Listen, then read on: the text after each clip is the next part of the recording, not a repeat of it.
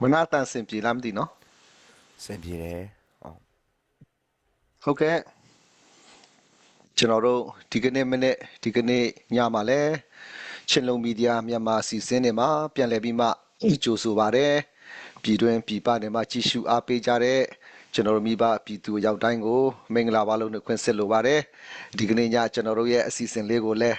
အားလုံး like and share ဖြင့်ပူပေါင်းပါဝင်ပေးကြဖို့ရန်အတွက်ပထမဦးစွာတောင်းဆိုလိုပါတယ်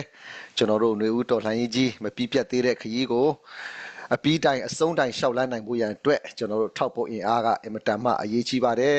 ဒီကနေ့အချိန်ထိကျွန်တော်တို့တော်လှန်ရေးကြီးမရက်တက်မသွားအောင်ဆက်လက်ပြီးမှရှောက်လန်းနိုင်အောင်ကျွန်တော်တို့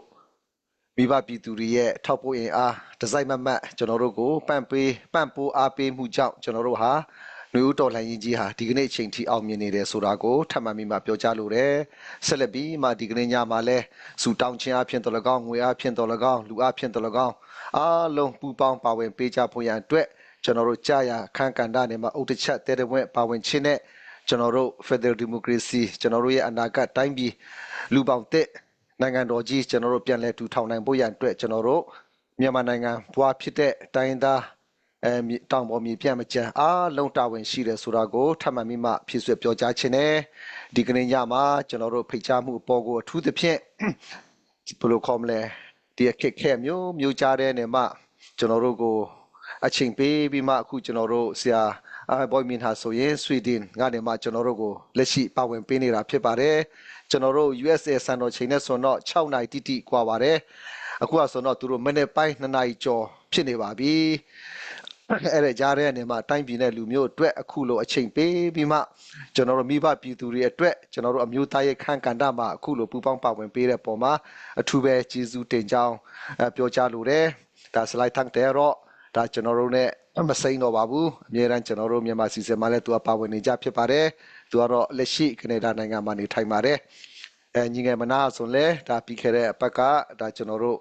ဒီ laptop ပိုင်း music ပိုင်းဆိုင်ရာနည်းနည်းလေးခက်ခဲဖြစ်တဲ့အတွက်မပါဝင်ပေးနိုင်ဘူးဒီပတ်မှာအခုလိုဘုရားသခင်ရဲ့ကျေးဇူးတော်ကြောင့်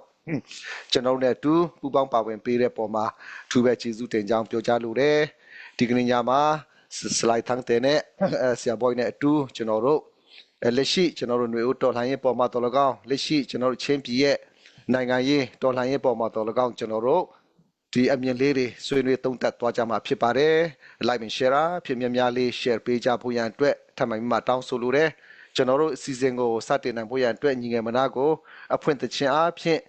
တည်ဆူပေးဖို့ရန်အတွက်အခုချိန်မှာညီငယ်မနာကိုချိန်ပေးသွားချင်ပါတယ်ဟုတ်ကဲ့ပါကျေးဇူးတင်ပါတယ်ကျွန်တော်ပထမဆုံးအနေနဲ့ငါတို့ရမှတရားဆွေးနွေးခြင်းလေးအဖြစ်ပါဝင်ပါရစေ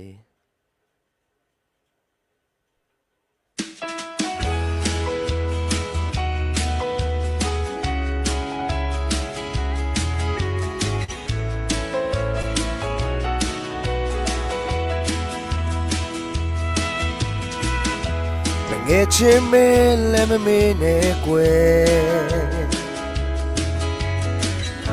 ဒီနေ့နဲ့ဆုံးတွေ့ရအောင်မယ်ရောင်ရတဲ့နဲ့မင်းတွေ့နိုင်တယ်ငါအတွက်တော့တနေရာချမ်းသာကွယ်အိမ်မက်တို့နောက်လိုက်ရင်နဲ့ကိုဘဝကိုချောင်းရအောင်မယ်ပြောင်းလဲတတ်တဲ့ဒီလောကကြီးတဲ့ရင်လူဟောင်းပဲတွေ့ချင်တယ်အတူတူဆိုမိုင်းကြည့်ပြင်းလဲငါတို့ရဲ့မတရားပဲတို့စိတ်လုံးကားတဲ့ဟောင်းတို့သွားလေခွေနေစီငါတို့ဝေးသွားလေခဏတော့တိတ်ထားခွေငါတို့ရဲ့မတရားပဲငါတို့ရဲ့မတရားပဲမမေ့နဲ့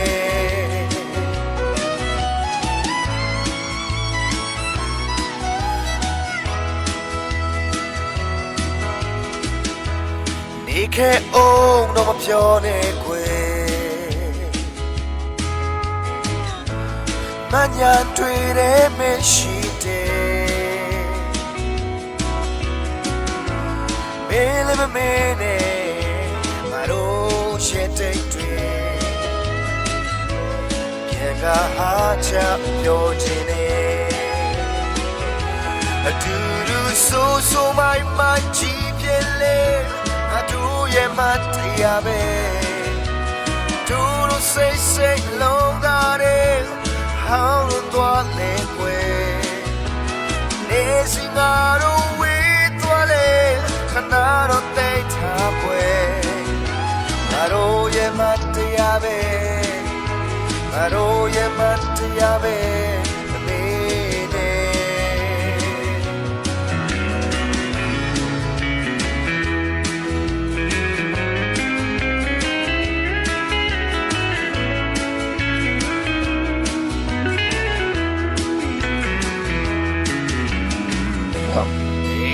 don't know like you can I be so the boy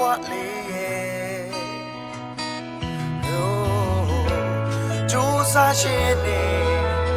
ya live me a previous girl in a town where do so my GPL I do ye matya be do ro say long that how do le kwe ne singaro we to le kana ro te tha kwe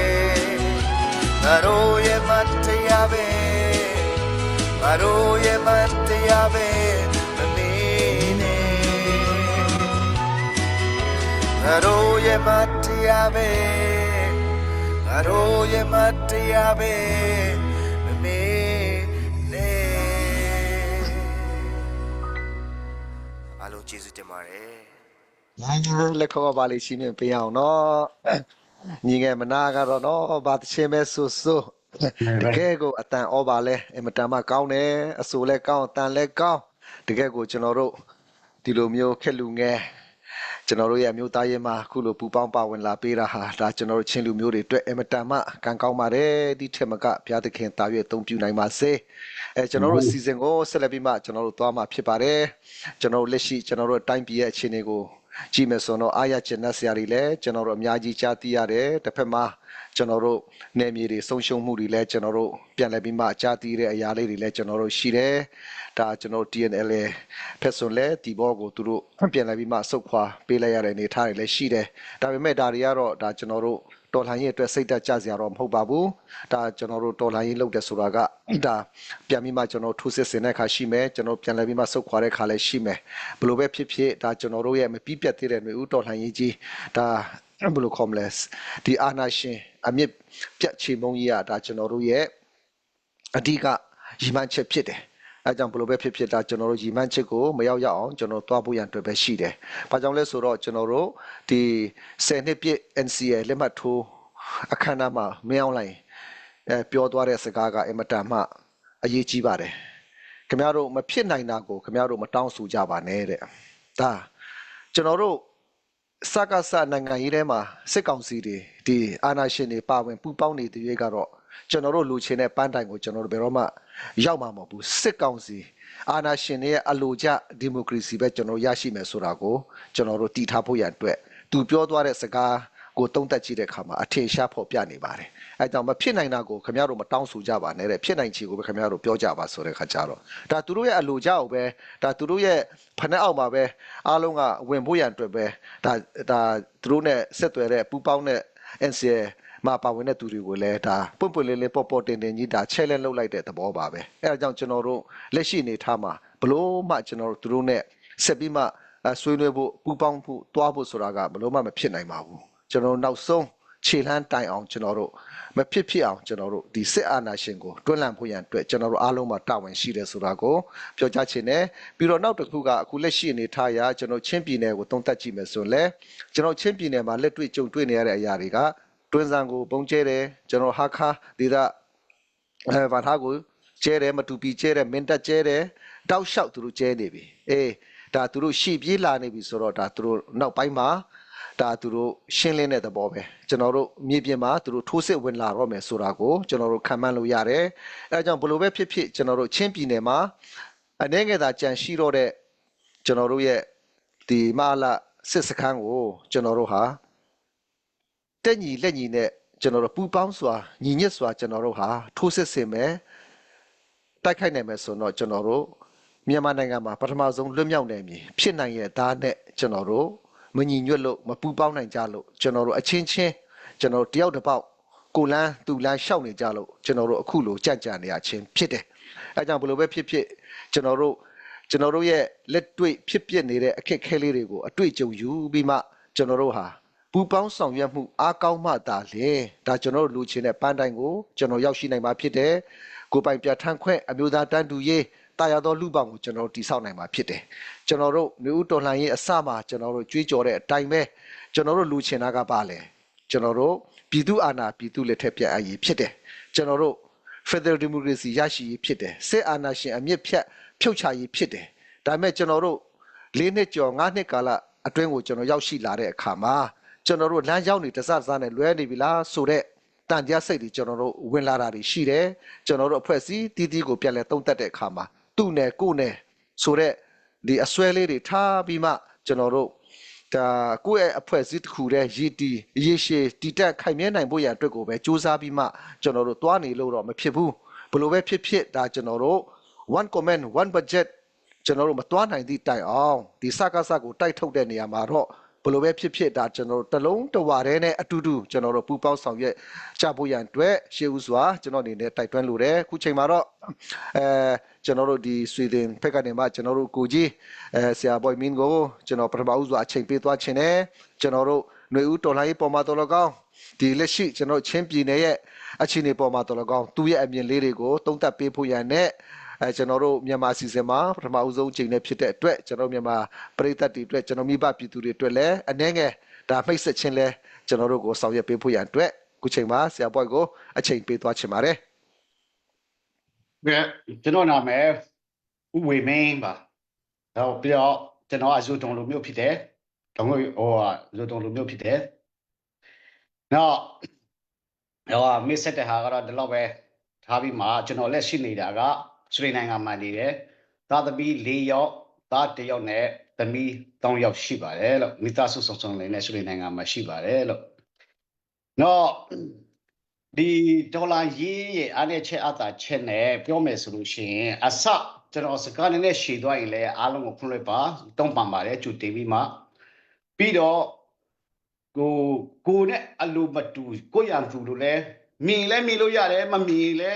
သဘောပဲဒါတော့နားထောင်တဲ့လူရဲ့နားပေါ်မှာပဲမူတည်မစိနှလုံးပေါ်မှာမူတည်လိမ့်မယ်လို့ဒါကကျွန်တော်ကဘသူကိုမှကိုစားမပြုတ်ဘူး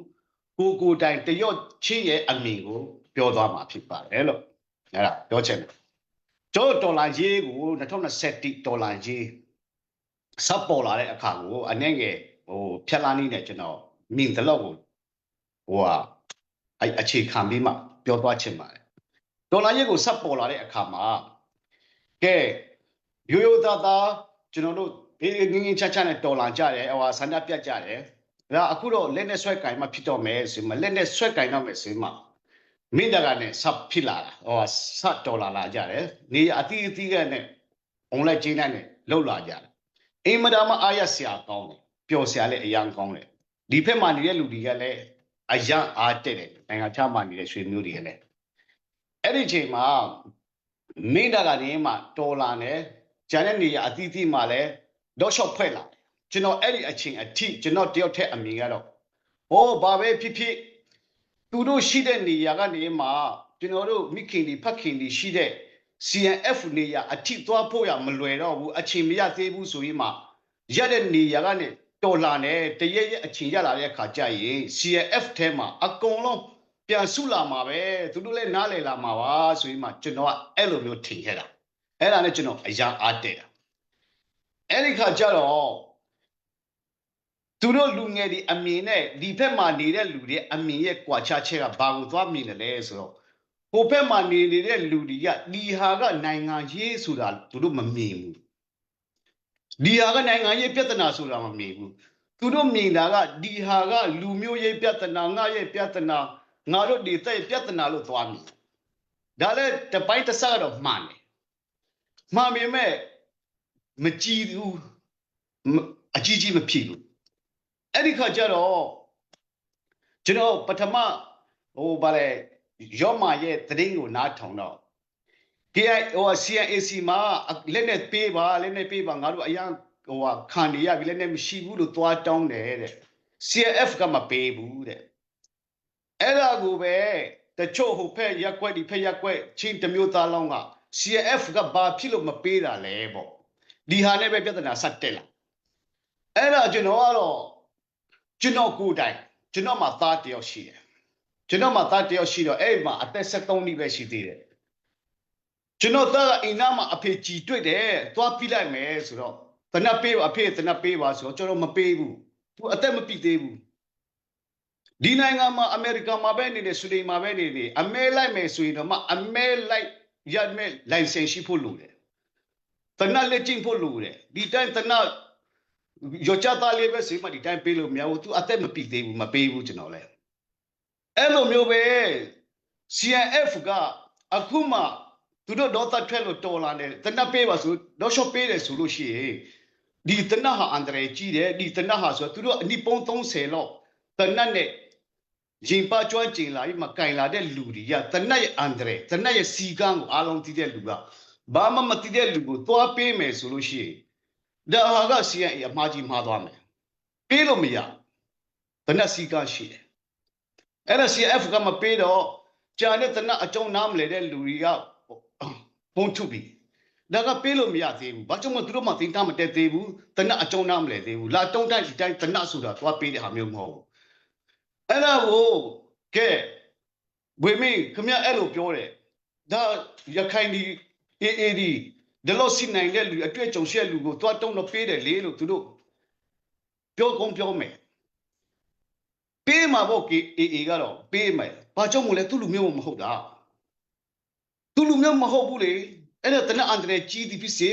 တနက်တော့မပြောနဲ့အဲ့ဒီအချိန်လောက်ကကိုအေးရဲ့တနက်လဲကျွန်တော်တို့ကိုပေးပါရစ်ခါလဲပေးပါအဲ့စစ်တက်တဲ့အခါမှာအရှုံယာမလဲပေးပါဖိုးလဲပေးပါဆိုပေးမှာဘာဖြစ်လဲဆိုတော့သူတို့လူမျိုးမဟုတ်တာသူတို့လူမျိုးမဟုတ်တော့ပေးမှာပဲလေသူဘလို့ပဲဖြစ်နေလေဟိုတုံးတော့သူကျင်နေပြီးပြီလေဟို CIA ကြတော့ဘာဖြစ်လို့ပေးမလဲသူသားသမီးလေခိုင်းမိမှာချိမိမှာအန်ဒရယ်ဖြစ်မှာသူကြိုတွေးပြီးမှငါတို့ကလေးတွေဒေါသတိုက်ဒီတိုင်းပဲဝေလို့တော့မဖြစ်သေးဘူးနိစနိမကြသေးဘူး KIA နေလို့လည်းမပေးနဲ့အောင်တော့ဆိုတဲ့ပုံစံမျိုးနဲ့ကိုသားသမီးအရင်ချကိုဘိုက်နဲ့မလွယ်ပေမဲ့လည်းကိုသားသမီးအရင်လိုမျိုးမပေးတာကိုဒါတနအကြောင်းနားမလဲတဲ့လူတွေကဖုံးထူတာပဲရှိတယ်ကျွန်တော်ကိုယ်တိုင်1995မှာတမဟာနိ KIA တမဟာနိမှာကျွန်တော်ကတနည်းကြော်တော့အဲ့မှာနေခဲ့တာဒါတနည်းအကြောင်းအဲ့ဒီအချိန်မှာကျွန်တော်တို့ဟာခပ်ပါပွေးလည်းရှိတယ်စီဟိုကချင်လိုပြောမယ်ဆိုမိချက်တူဆိုတော့ဗမာလိုအရာခံဖို့အခုတော့ဆုံးသွားရှာပါပြီကျွန်တော်တို့တနိုင်မှာနေတဲ့အချိန်မှာဆုံးသွားတာအဲ့ဒါကြောင့်မို့တော့ဒီဒေါ်လာရေးကိုကျွန်တော်စကားရှည်သွားမှာဆိုလို့ဒါကဒီလောက်နဲ့ဖြတ်လိုက်မယ်ဒေါ်လာရေးကိုစီဒေါ်လာရေးကိုဆက်လုပ်ပြီးဆိုလို့ရှိရင်ဘာနဲ့သွားတူတယ်လဲဆိုရင်လေတော့အားလုံးသိကြမှာပဲလေအဲ့ဒီလေလော်ပုံစံနဲ့လှော်ရအဲ့ဒီလေလော်ကိုကြည့်လိုက်လေဥမာလူတယောက်ရှိတယ်ဝလုံးကင်ပြီးမှအဲ့ဒါလမ်းပြခလေမာလူအများကြီးထိုင်နေတဲ့လူတွေကလှော်မဲ့လူတွေအားရှိတဲ့လူတွေလမ်းပြကဘလို့ပဲပြလှော်တဲ့လူကမလှော်ရင်ခကြီးမသွားဘူးအဲ့လေရလမ်းပြကလည်းပြပြီးပြီလှော်လဲလှော်နေပြီပဲ့ကမထင်းဘူးဆိုလို့ရှိရင်လေကဟိုပဲဝိုင်းပြီးရိုင်ပြီးမှခကြီးမရောထိုနည်း၎င်းပဲအဲ့ဒီလေလော်သလိုဥပမာကျွန်တော်တို့ချင်းတမျိုးသားလို့ရဲ့လေဥလေထိုးမဲ့နီးပြတ်တရော့လို့တယ်အဲ့ဒါပြီးတာနဲ့ခလဲမှာလူငယ်တွေအခုလည်းနဲ့ကင်တဲ့အဖွဲအသီးသီးဟာကိုတကုံလှော်ရမယ်ကျွန်တော်တို့နိုင်ငံတကာမှာနေတဲ့လူတွေရော မိခင်ဖခင်ဒီပညာရှိပုဂ္ဂိုလ်ဒီနိုင်ငံတကာမှာရှိအဲ့ဒီလူတွေကပယ်ထင်ရမယ်သူတို့ကပယ်ထင်ရမယ်လူငယ်တွေကလှော်မယ်လမ်းပြတ်တဲ့လမ်းတည်တဲ့လူကလမ်းပြမယ်ဒါမှအဲ့ဒီလေကနေပြည်တော်ကိုလှော်မလားရန်ကုန်ကိုလှော်မလားခါခါကိုလှော်မလားလှော်လို့ရမယ်အခုကတော့ငါလည်းလှော်တတ်တာပဲရောလှော်ချင်တယ်လို့လှော်တော့ဟိုကလမ်းပြမရှိတော့ကျွန်တော်တို့လေကခကြီးမရောက်ဘူးဖြစ်တယ်ပယ်ထင်ကမရှိဘူးလေကလေပဲလေနေတာဘယ်မှမရောက်ဘူး၃နည်းတော့လေနေပြီကျွန်တော်တို့ချင်းရဲ့လေကြီးကခကြီးမသွားဘူးဖြစ်နေတာဒါအရေးကြီးတယ်ဒါတော်လာရေးမှာဒုတိယတော်လာရေးဆက်လုပ်ပြီးဆိုလို့ရှိရင်အပြတ်အလားယုံကြည်မှုတိကျတဲ့မူဝါဒတိကျတဲ့ဥဆောင်မှုတမိတတဖြစ်ဖို့လိုတယ်ဒါမှသာလေကျွန်တော်တို့ကခကြီးရောက်မှာဖြစ်တယ်အခုလဲတော့မကြသေးတော့မကြသေးဘူးဆိုတော့ဘာဖြစ်လဲဆိုတော့ကျွန်တော်တို့အခုနပြောသလိုအကုန်လုံးတော်လာချင်ကြတာလွတ်မြောက်ချင်ကြတယ်ဒါမှရနေရကနေအခုနလေလော်သလိုဝိုင်းလော်နေကြတာခကြီးကမရောက်သေးဘူးအခုတချို့လူငယ်လေးတွေ online ပေါ်ကနေ CNA တွေဖုန်းထုတယ် online ပေါ်ကနေ shop ပြောတာတွေပါညာဆိုတာအလုံးလဲကျွန်တော်တို့ online ပေါ်မှာနေတဲ့လူတွေအချင်းချင်းကပဲပြဿနာဖြစ်တာဟိုမှာ CNA ကဘာမှအေးအေးလည်းမပြဘူးခကြီးတော့မဆိုင်ဘူးဘာကြောင့်မို့လဲဆိုရင်သူတို့ကအမူပုံတိတိကျကျနဲ့လာသူတို့ကမူပုံမှန်ကန်ကန်နဲ့ရှိပြီးပြီဒီလမ်းကိုသွားမယ်ဆိုရင်မှလမ်းကရှိပြီးသားလိုက်သွားလိုက်အောင်ပဲကျွန်တော်တို့မလိုက်ရင်လည်းသူတို့ကသွားမှာပဲလိုက်ရင်လည်းသွားမှာပဲချီတမျိုးသားလုံးအတွက်နီပုံ30လောက်ခိုင်မာလှုပ်ထားတဲ့အဲ့ဒီလမ်းပေါ်ကိုကျွန်တော်တို့ကရှော့အဲ့ဒီလမ်းကိုကျွန်တော်တို့ကမမြင်တဲ့ရွေးကတော့အခုလိုမျိုးဒီကြားကာလထဲမှာဟိုကလှော်လိုက်ဒီကလှော်လိုက်ဟိုကလော်ဘီနဲ့ဒီကလော်ဘီနဲ့တက်ကြရအောင်ပဲရှိတယ်အခုဟိုဟာဒီလော်ဘီဒီဆိုတာကလည်းဒါလော်ဘီဒီဆိုဒီဖြစ်စေဒီမှာ line ပေါ်မှာ အော်နေတဲ့ကျွန်တော်တို့လူမျိုးဖြစ်စေဒီဟာတွေကအရာမရောက်ဘူးဘယ်တော့ပဲအော်အရာမရောက်ဘူးဒီဟာတွေကလည်းကျွန်တော်တို့ကအားလုံးချိတ်တစ်မျိုးသွားလုံးကသူက online ဝါသနာပါလို့ short order ပဲဒါစကားပြောလေးကျင့်တာပဲသူအပြောလေးကျင့်နေတယ်လို့ဒါတရရကြိုက်သူစကားပြောစွမ်းရည်ကောင်းလာမယ်ဒါကိုလူမျိုးပဲစီမှာချစ်ခင်နဲ့သူဘလောက်ပဲလော်ချစ်ခင်နဲ့ချစ်ပေးရမှာဖြစ်တယ်သူတို့လော်နေတဲ့ဟာကိုမုန်းဖို့မဟုတ်ဘူးသူတို့စကားပြောစွမ်းရည်ကျင့်နေတာလက်ကျင့်နေတာအဲ့လိုဖြစ်တယ်ဒါဘာမှဟိုဟာလောသက်ထွက်ဆရာလည်းမလိုဘူးတက်ချင်းကြိုက်လဲဒီလိုပဲကျွန်တော်တို့လူမျိုးတွေပဲနော်အခုဒီအချင်းသူနဲ့ကိုနဲ့ပြဿနာတဲ့တယ်ပြီးတော့ဟို lobby ဒီရောခွန်ဆောင်ပိုင်း CDF CF ဒီရောဘာဖြစ်လို့ဟာခမသိမ်းတယ်လဲဆိုတာက online ပေါ်မှာအများဆုံးကိုပဲကျွန်တော်ရွေးမှာပြောပြရလေနော်ဟာခဘာဖြစ်လို့မသိမ်းလဲတလန်ဘာဖြစ်လို့မသိမ်းတာလဲလို့អော်နေတာဒီဟာကတက်ပွဲအတွေ့အကြုံမရှိသေးလို့နားမလဲသေးလို့တော်လာရေးဆိုတာဟာခမျိုးဆိုတာ CNA လက်စစ်ဆိုမယ်ကျွန်တော်ဟာခမျိုးဆိုတာငါတို့သိမ်းဖို့မဟုတ်ဘူးငါတို့လူပဲလူရမှာဒါငါတို့မျိုးပျက်စီးလို့မရဘူးဘယ်တိုင်းရင်းသားလက်နဲ့ကင်မတုံကြီးမတိုက်ဘူးဘယ်တိုင်းသားလက်နဲ့ကင်မမြချီနာမတိုက်ဘူးဘယ်တိုင်းသားလက်နဲ့ကင်မရှိတွေမတိုက်ဘူးသူတို့ရဲ့မြို့ကိုသူတို့ချစ်တယ်မတိုက်ရဘူးကျန်တဲ့နေရာအလုံးတိုက်မှာပလေကနေပိတ်ပြီးမှအရှုံးမပေးဘူးလားပေးမလားအာဖဂန်နစ္စတန်ကမ်ဘူမနီတုံးကသူတို့တိုက်လားမတိုက်ဘူးကမ်ဘူလက်နဲ့ချလိုက်တော့ငါတို့ဒီနားရောက်လာပြီဒီလိုပဲလုပ်ရမှာဟာခါကိုတိုက်ဖို့မဟုတ်ဘူးဟာခါတိုက်ပါလားဆိုတာကတော့ဒါတကယ်ဟာတာပဲဒီဟာကဒါရှိအေးလက်ဆိုဒါတိုက်ဖို့မဟုတ်ဘူးဟာခါကိုတိုက်ဖို့မဟုတ်ဘူးနည်းနည်းတော့ swap ပေးရမယ်သူတို့စစ်ဆိုးနေလို့မရအောင်တော့ swap ပေးရမယ်တချင်းနဲ့မီလီယံတော့အောင်တိုက်ဖို့မျိုးမဟုတ်ဘူးဒါငါတို့ရဲ့မျိုးငါတို့မြန်လို့တဲ့မျိုးငါတို့ဖြတ်စည်းလို့မရဘူးတက်ွက်ဖြစ်ပြီဆိုတော့ပြတ်သေးတယ်အဲ့လိုပဲဖြစ်တယ်ဆိုတော့အခုကဒေါ်လာရေးငယ်သားဒီကလေးတငယ်ဒီလဲလူမျိုးတွေလဲအင်ယာတွေလဲအကုန်လုံးအယံနာနေပြီအယံဝမ်းနေဆရာကောင်းနေပြီအဲ့ဒါကြောင့်မို့ကျွန်တော်စကားလဲရှည်သွားမှာဆိုလို့အခုကျွန်တော်တို့လူမျိုးတွေ တတိယနိုင်ငံရောက်ပြီးသားတော့ဘာပဲဖြစ်ဖြစ်ချင်းပြည်ကိုချစ်ပေမဲ့လဲအနေသာခြုံသွားပြီအစအတော့အဝက်အစားနေလို့ရသွားပြီကျွန်တော်တို့ထဲပဲငါလွင့်ပြီးတာပဲဘသူတည်တည်ငတေးမှန်ပြီးတော့ဆိုတဲ့ပုံစံမျိုးနဲ့မရဘူးကိုလူမျိုးတွေကြံသေးတယ်မလေးရှားမှာတတိယနိုင်ငံလည်းမရောက်နိုင်ချစ်ပြည်လည်းပြန်ရအောင်လဲဘယ်ကိုပြန်လို့ပြန်မှမသိဘူးဥပမာမရန်ကုန်ပြန်မယ်ဆိုရင် Yoto CDF စတဲ့မှာဗီဇာယူရမလို့လို့တူစီမှာဗီဇာပြန်ယူရပြီးမှမရန်ပြည်နယ်ကိုရောက်ရမလို့နဲ့သူ့နယ်မြေနဲ့သူ့နဲ့ကွဲနေတာဆိုတော့မပြန်ရဲဘူးတတိယနိုင်ငံလည်းမရောက်နိုင်ဘူးအိမ်ပြန်ရအောင်လဲအိမ်ကမရှိဘူးဒေါ်လာရေးကဒီလိုမျိုးမအောင်မြင်ဘူးငင်းချမ်းမှုမရဘူးဆိုတော့အခု3နှစ်အဲ့ဒီမှာနေထားပြီ4နှစ်နေထားပြီနောက်ထပ်10နှစ်ကြာရင်ရောအဲ့ဒီလူငယ်တွေအားရှိအောင်မလားအိုလာတော့မယ်ကြီးချင်းလာတော့မယ်သူများနိုင်ငံမှာကိုလူမျိုးတွေပင်းချီပြီးမပေါ်ပြနေပြီအိန္ဒိယမှာတက်ကြီးရွေအိုတွေအသက်ကြီးတဲ့လူတွေမလေးရှားမပြေးနိုင်တဲ့လူတွေကလေးတငယ်တွေကျွန်တော်တို့လူမျိုးတွေအဲ့ဒီမှာရှိတယ်ဒီအရာတွေကိုဒီတော်လန်ရေးကရှည်သွားမယ်ဆိုလို့ရှိရင်ဘယ်လိုလုပ်မှလဲအဲ့ဒီတော်လန်ရေးကိုမရှိရအောင်ကျွန်တော်တို့ဘယ်လိုလုပ်သိမ့်တယ်လဲဘာပဲဖြစ်ဖြစ်ကျွန်တော်တို့ပေါင်းစည်းသိမ့်တယ်သူကတော့တတ်ထွက်တဲ့အချိန်မှာတော့ဟိုလှော်တဲ့လူလည်းလှော်မှာပဲဗာလဲသူတို့လည်းဖြစ်ချင်ရဖြစ်မှာပဲဒါဒီကိုကျွန်တော်တို့ကိုလူမျိုးပဲမတတ်တယ်ညီအကိုမုံနမညီအကိုတော်မတယောက်ကကျဆာကြုံတက်တယ်တယောက်ကအရေးဆိုင်မှာတယောက်ကလမ်းတရဲဖြစ်သေးတာပဲလေဒါကတဖက်တမေသားသမီးပဲဒါကိုမုံထုတ်လို့ပြစ်ပယ်လို့မရဘူးမချစ်ဘူးလို့ပြောလို့မရဘူးဒါကိုယ့်ရဲ့သွေးသားရင်ဘယ်မှာပဲနေကိုယ့်ရဲ့သွေးသားရင်ဒီဟာဒီကိုကျွန်တော်တို့သေချာလေးစဉ်းစားပြီးမှအခုနကျွန်တော်ပြောသလိုဒီချင်းပြည်ရဲ့လေလေးကိုတက်အောင်အမြန်ဆုံးလှော်ကြရအောင်အမြန်ဆုံးလှော်ကြရအောင်ဒီလေကိုလက်ပြတ်တဲ့လူပြတ်တဲ့နေရာမှာနိုင်တဲ့ဖက်ကနဲ့လှော်ရအောင်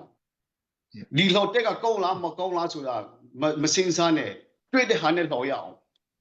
ဟိုမှာပက်ထင်းတဲ့လူကလည်းတေချာပက်ထင်းပေးပါဒီဟာကအရေးကြီးနေပြီ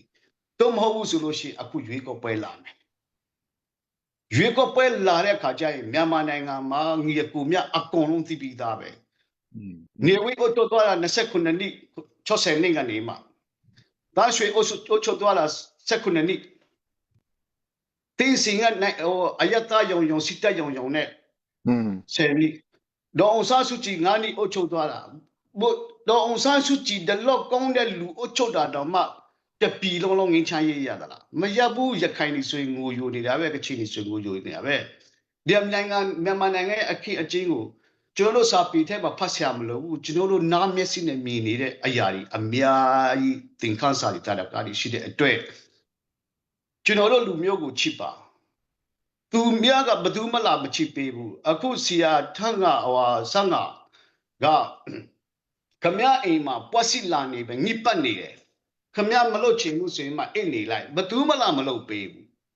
ခမရညစ်ပတ်ရင်ခမရကိုယ်တိုင်တမစီလဲရမယ်ခမရကိုယ်တိုင်တမစီကရမယ်ခမရကိုယ်တိုင်တရှိမလို့ဆိုဘယ်သူမှလာမလို့ပေးဘူးကျွန်တော်တို့ချင်းပီတိုးတက်ဖို့ရချင်းတမျိုးသားလုံးကဝင်မလို့ဘူးဆိုဘယ်သူကလုပ်မှာလဲမှန်တယ်အဲ့ဒါလေးနဲ့ကျွန်တော်တဖြတ်လေးနဲ့ဖြတ်မယ်နော်နောက်မှလို့ပြန်ဆက်မယ်ဟုတ်ကဲ့လက်ခေါ်ပါလေးချင်းပြပေးအောင်နော်ဆရာဘောမင်းပြောသွားတာတကယ်ကိုအားရချင်တဲ့ဆရာကောင်းပါတယ်ဒါဆွီဒင်နိုင်ငံက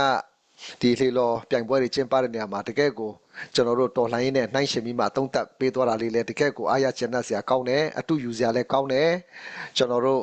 ဒီစင်နေပါဆိုရင်ကျွန်တော်နှစ်ပေါင်း30ခုနှစ်တိုင်ကျွန်တော်တို့ဒီတော်စစ်ရေးနဲ့နိုင်ငံရေးဟာဟန်ချက်နေဒီကနေ့အချိန်ထိကျွန်တော်တို့သွားနေတယ်ကျွန်တော်2023ကျွန်တော်တို့ဒီ Channel Councilor ဆိုတဲ့ဒါဘယ်လိုခေါ်မလဲ Constitution ဂျာကာလာ Constitution လည်းကျွန်တော်ရေးဆွဲနိုင်တယ်အခုကျွန်တော်တို့အမျိုးသားတည်ဆောက်ရေးကိုလည်းကျွန်တော်တို့မနဲ့ဆောင်ရွက်နေတာဖြစ်ပါတယ်ဒါပေမဲ့ကျွန်တော်တို့ချင်းတမျိုးသားလုံးပူးပေါင်းပါဝင်ဖို့ရန်အတွက်အမတန်မှအရေးကြီးတယ်ခုနပြောသလိုပဲကျွန်တော်တို့ချင်းပြည်နယ်ရဲ့အရေးဟာချင်းတမျိုးသားလုံးနဲ့သက်ဆိုင်ပါတယ်အဲကြောင့်ကိုနဲ့မဆိုင်ဘူးကိုနဲ့မပတ်သက်ဘူးဆိုတော့ပုံစံမျိုးနဲ့ကျွန်တော်တို့နေလို့မရပါဘူးကျွန်တော်တတ်နိုင်တဲ့ဖက်ကနေမှကျွန်တော်တို့အုတ်တစ်ချက်တဲတဲ့ဖွင့်ပါဝင်ပေးကြဖို့ရန်အတွက်ကျွန်တော်ထပ်မံပြီးမှတောင်းဆိုလိုတယ်ပြီးတော့ဒီကနေ့ညကျွန်တော်တို့ရဲ့အစီအစဉ်လေးကိုလည်း like and share ဖြင့် ထပ်မံမိမပူပေါင်းပါဝင်ပေးကြဖို့ရန်အတွက်ကျွန်တော်ထပ်မံမိမတောင်းဆိုလိုတယ်ကျွန်တော်တို့ချင်းလူမျိုးတွေဆိုတာကကျွန်တော်တို့ CCCB ကွဲသည့်တိုင်အောင်ကျွန်တော်တို့တမြေတဲ့နေတရေတဲ့တောက်ကျွန်တော်ညီကိုမောင်နှမရင်းချတွေဖြစ်တယ်ချင်းမျိုးသားတိဆောက်ရေးချင်းမျိုးအသားရေးအခန်းကဏ္ဍမှာကျွန်တော်တို့တကွဲတပြားနဲ့ကျွန်တော်သွားလို့မရဘူးအခုကျွန်တော်တို့ပွင့်လင်းရာသီရောက်လာမယ်ပွင့်လင်းရာသီရောက်လာလို့ကျွန်တော်တို့ဒီစစ်စကားမစစ်ကော်မရှင်ကြီးကျွန်တော်အင်အားဖြည့်ပြီးမှကျွန်တော်ထိုးဆက်ဆင်လာပြီဆိုရင်ဘယ်သူမှကိုယ့်နယ်ကိုဝင်လာပြီဆိုရင်ကိုယ့်တစ်ဖွဲ့တည်းနဲ့ကျွန်တော်တို့ကာကွယ်လို့မရဘူးကျွန်တော်တားဆီးနိုင်မှာမဟုတ်ဘူးကျွန်တော်တို့ချင်းပြည်မှာရှိတဲ့အဖွဲ့အားလုံးတက်ညီလက်ညီနဲ့ကျွန်တော်တို့ပူးပေါင်းဆောင်ရွက်မှသာလျှင်ကျွန်တော်တို့ကာကွယ်နိုင်မှာဖြစ်တယ်ကျွန်တော်တို့ဒီလာပိုင်းမဲ့ရှိပါသေးတယ်မော်လ်ပီကိစ္စကိုတင်ခန်းစာယူပြီးမှမော်လ်ပီမှာကျွန်တော်တို့ဒီစကားစားတွေအင်အားနဲ့အလုံးရင်တက်လာတာကိုကျွန်တော်တို့တိုင်းရင်တောင်မှမရောက်အောင်ကျွန်တော်တို့ခုခံနိုင်ခဲ့တယ်ပြန်လိုက်ပြီးမှမောင်းထုံးနိုင်ခဲ့တယ်အဲ့ဒါလေးကိုတင်ခန်းစာယူပြီးမှ CC နဲ့ CB ပူပေါင်းပြီးမှကျွန်တော်တို့ဒီနိုင်ငံရေး policy အရကျွန်တော်တို့အတူမသွားနိုင်သည့်တိုင်အောင်စိတ်ရင်းမှာတော့ကျွန်တော်တို့ပူပေါင်းဆောင်ရွက်နိုင်ဖို့ရန်အတွက်ကျွန်တော်အနေနဲ့ထပ်မံဖြစ်ဆွပြီးမှ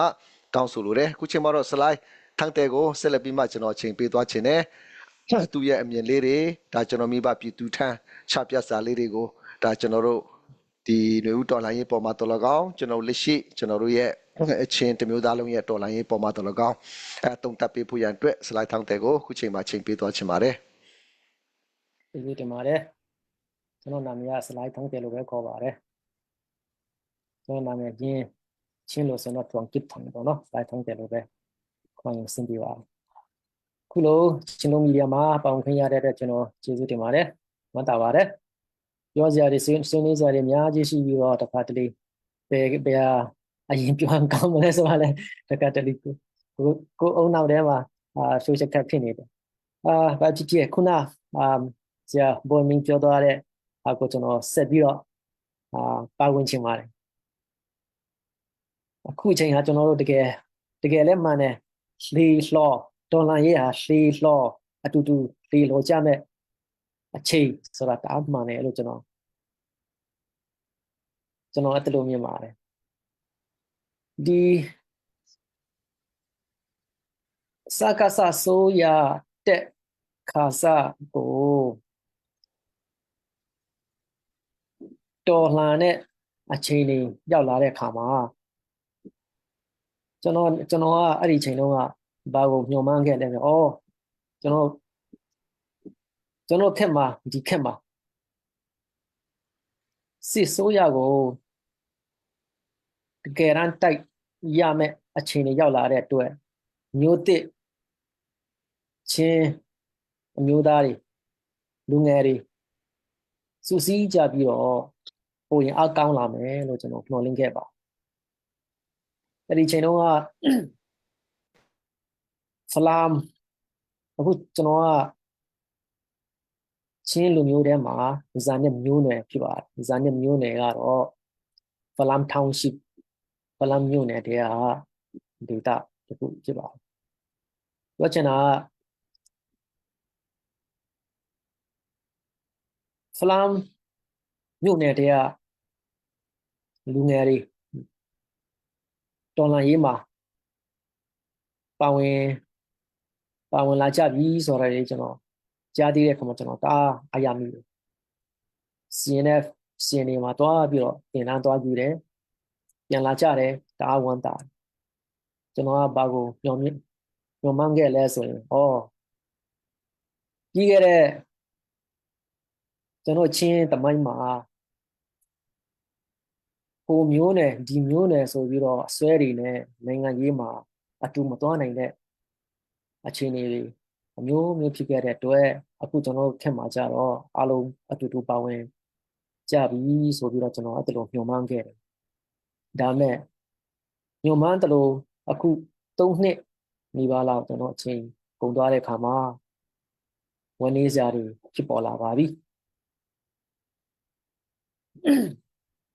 ဆိုတော့တုံးတက်စရာအများကြီးရှိတယ်အလဲဆုံးတုံးတက်လိုက်ရရင်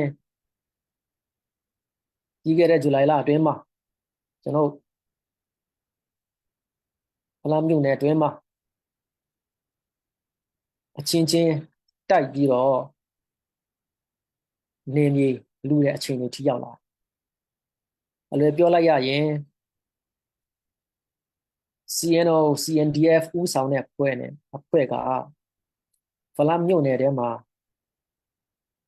သူတို့ရဲ့ခံယူချက်အရပွားငိုနေမြေကို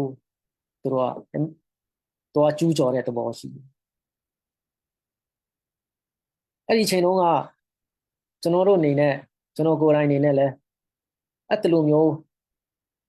တကယ်တမ်းကျူးကျော်တဲ့အခြေအနေထိရောက်မယ်လို့ကျွန်တော်မမျှော်လင့်ခဲ့ပါဘူးဒါပေမဲ့တကယ်တမ်းဖြစ်ပျက်ခဲ့တယ်ဆိုးဆိုးဝါးဝါဖြစ်ခဲ့တယ်အသက်ဆုံးရှုံးတဲ့သူတွေရှိတယ်အဖမ်းခံပြီးတော့မျိုးပေါ့နော်စီးရေးကိစ္စကျွန်တော်တော့အတွင်းထိတော့ကျွန်တော်မပြောနိုင်ပါဘူးကျွန်တော်ဝင်ပြောဖို့လဲကျွန်တော်လည်းဒါရက်မသက်ဆိုင်တဲ့အတွက်လည်းမပြောပါဘူးဒါပေမဲ့အခြေအနေနဲ့နိုင်ငံရေးသုံးသက်ဒီပိုင်းကိုပဲကျွန်တော်ပြောချင်ပါတယ်အဲ့ဒါလိုတကယ်တမ်းဖြစ်သွားတဲ့အခါမှာ CN ဘက်ကအသက်ဆုံးရှုံးရသူတွေလည်းရှိတယ်အဲ့ဒါကို CN ဘက်ကသူကပြန်ပြီးတော့ခုခံတဲ့အခါမှာ CNO CNDF ရဲ့သူတို့ရဲ့စကန်တွေကိုတင်လိုက်ရတယ်ဖလမ်းမြို့နယ်အတွင်းမှာ CNO CNDF မနေဝန်းတဲ့အထိအခြေအနေရောက်သွားခဲ့တယ်ဒါပေမဲ့ CNF CNA ကဖလမ်းမြို့ထဲမှာနေပြီးတော့သူကနေရာဝင်မလို့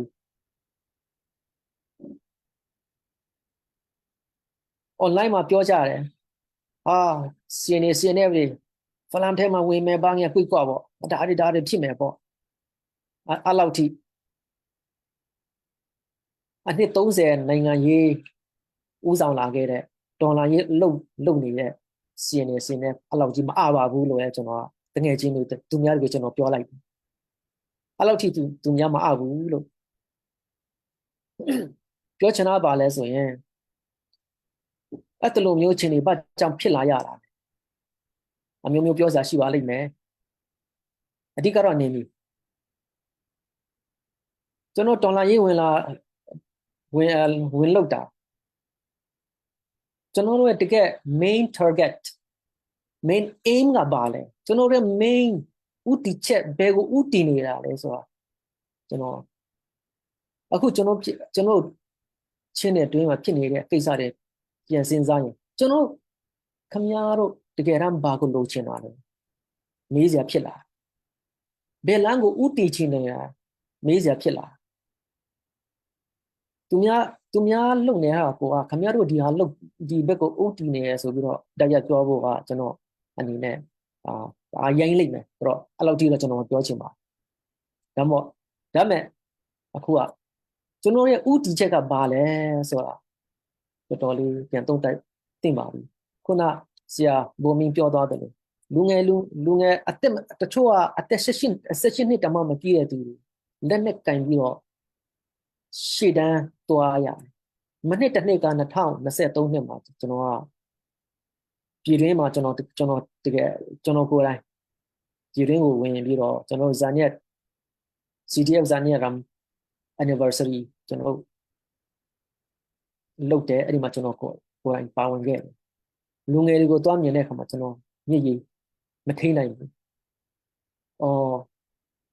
ကျွန်တော်ထက်တောင်မှလူငယ်နေတဲ့သူတွေဒီတနတ်ကြီးကင်ပြီးတော့သူတို့ရဲ့ future ကဘာလဲဆိုတာတော့ဆိုတောင်မှသူတို့မစင်စားနိုင်သူတို့စိတ်ထဲမှာဘာရှိလဲဒီစစ်အစိုးရကိုတိုက်မယ်ဒါပဲရိုးလေးပဲသူတို့မှာကျွန်တော်တော့ညစ်ရည်နဲ့ဒီလိုမျိုးချိန်တွေကျွန်တော်ဖြစ်နေပါလားအဲ့ဒါ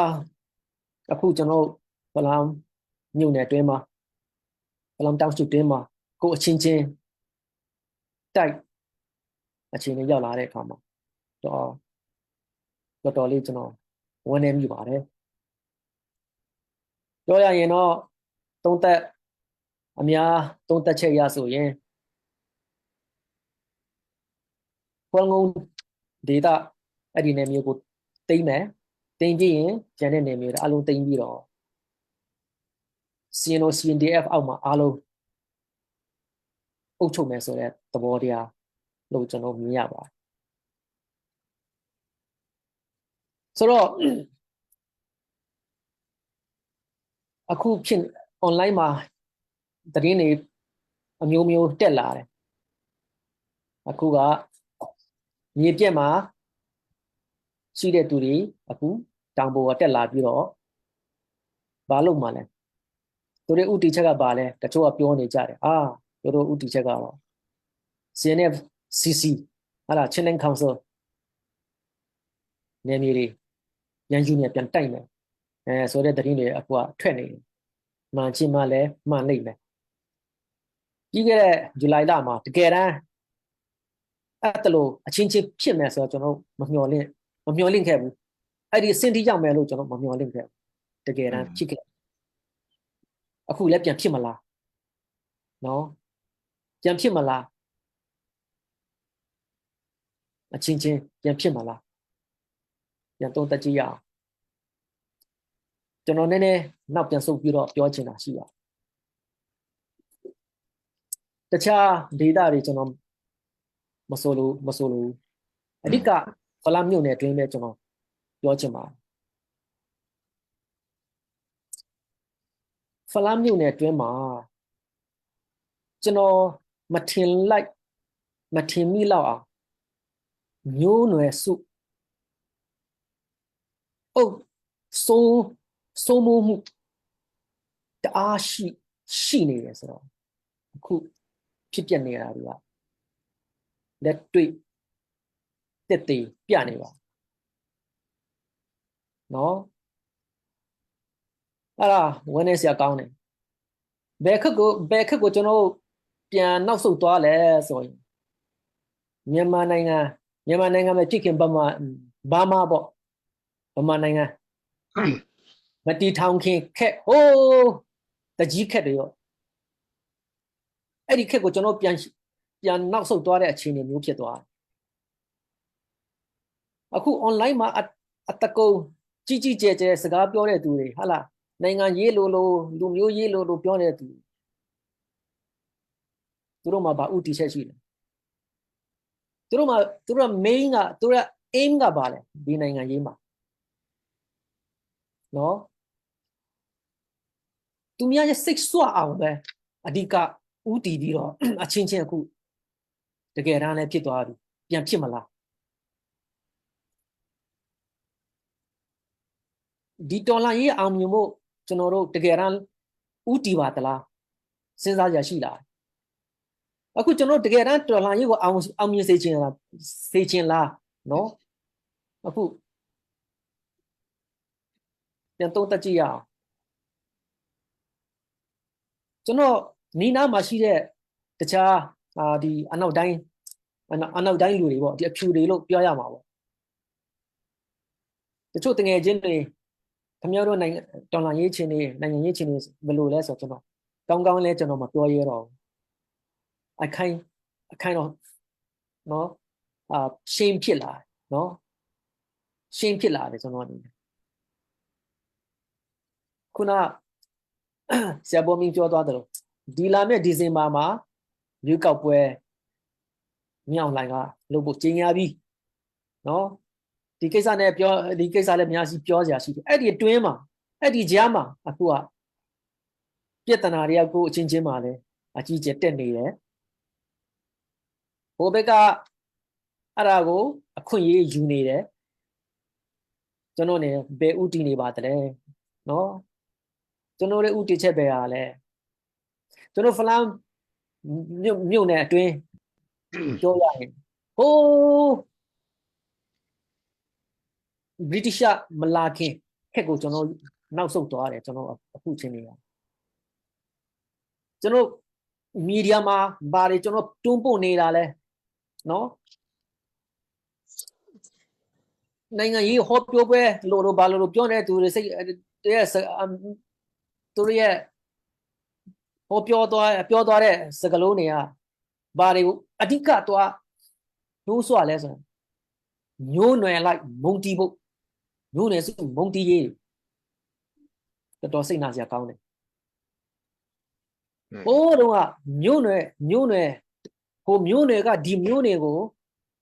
အုပ်ဆိုးပြီးတော့ဟာလားချဲလဲပြီးတော့အဲ့ဒီ system ကိုကျွန်တော်မလိုချင်တဲ့အတွက်အခုကျွန်တော်တို့ကျင်းပနေ့စဉ်ကျင်းပနေတဲ့ချင်းမျိုးသားနေဆိုတော့အဲ့ဒါဘာကြောင့်ဖြစ်လာတာလဲသူရဲ့ back history ကအဲ့ဒါကြောင့်ဖြစ်တယ်အဲ့ဒီချိန်တုန်းကဆိုရင်ကျွန်တော်ချင်းပြင်းနယ်လို့ပြောမှာဒီချင်းလန်းရဲ့ချင်းပြည်ရဲ့ချင်းလန်းရဲ့ main အဲ့ဒီချိန်တုန်းကcentral chin ဆိုတော့ဒီ flam နေရာက central chin ဖြစ်ခဲ့အဲ့ဒီချိန်တုန်းကမျိုးနွယ်လိုက်အကြီးစိုးတဲ့သူတို့ဘယ်သူတွေလဲဆိုရင်အခုကျွန်တော်အခုချိန်မှာကြီးစိုးတဲ့အဖွဲ့တွေဖြစ်တယ်သူတို့ပဲဖြစ်တယ်ဖလမ်ကိုတီထောင်တဲ့ဒီဖလမ်မြို့ကိုတီထောင်ခဲ့တဲ့ဒိုင်ဆွန်နော်အဲ့ဒီဖွဲ့ကသူတို့နဲ့မဟာမိတ်ဖွဲ့တဲ့မျိုးနွယ်တွေကိုသူတို့ကခေါ်ပြီးတော့သူတို့ကိုရှင်ပြိုင်နိုင်မဲ့မဟုတ်ရင်သူတို့လက်အောက်မှာထားခြင်းတဲ့မျိုးနွယ်တွေကိုသူတို့တိုက်ပြီးတော့ကျုံအနေနဲ့ထားခဲ့ကြအဲ့ဒီဟုတ်ပြီဖလမ်အုပ်စုကတိုက်ပြီးတော့အုပ်ချုပ်ခဲ့တဲ့မျိုးနွယ်တွေထဲမှာဘယ်သူတွေပါလဲဆိုအခုဖလမ်မြို့ကနေအရှေ့ပိုင်းဖြစ်တဲ့ဇန်နက်ဒေတာတွေဟာအဲ့ဒီချိန်တုန်းကဒိုင်ဆွန်မဟုတ်ရင်အဲ့ဒီချိန်တုန်းကဥဆောင်တဲ့မျိုးနွယ်ကဒိုင်ဆွန်ပဲဂျွန်ဘီသူနဲ့မဟာမိတ်တွေသူရဲ့မဟာမိတ်တွေကဒီအဓိကအဒီချိန်တုန်းကဘယ်သူတွေလဲဆိုရင်အခု CNO CNDF မှာ active ဖြစ်တဲ့မျိုးနွယ်တွေအဓိကတဲ့ပြောလိုက်ရရင်ဇီယန်ငယ်ဇီယန်ဟာဇီယန်စောဇီယန်စကားပြောတဲ့ဖလမ်အခုအလွယ်ပြောလိုက်ရရင်ဖလမ်စကားလို့ပြောတဲ့အလူတီများတဲ့အဲ့ဒီကစုပြီးတော့ကျွန်တော်ဇာမြက်နေမျိုးကိုတိုက်ခဲ့တာကျွန်အနေနဲ့အနှစ်တရာကျော်နီးပါးလောက်နေခဲ့တယ်နော်ဖလမ်မြို့ကနေအရှေ့ပိုင်းမှာနေတဲ့မျိုးနွယ်တွေကဘာလုပ်ရလဲနှစ်တိုင်း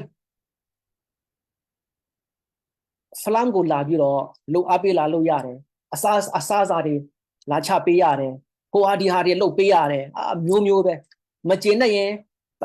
သူတို့ရဲ့သားသမီးကလေးတွေကိုဂျွန်နေနဲ့ခေါ်သွားတယ်အဲ့ဒီစနစ်မကြိုက်တဲ့အတွက်ချင်း national day ဆိုတာပေါ်လာတာ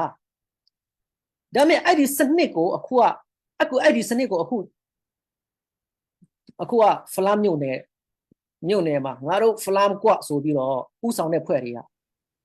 နော်အဲ့ဒီဖွဲ့တွေကပြန်လောက်တာခုကကိုငိုတွေကသူတို့ကရိုးလေးပြောတယ်ဟာဘိုးလုံးကပြောလိုက်ရင်တော့ဒီ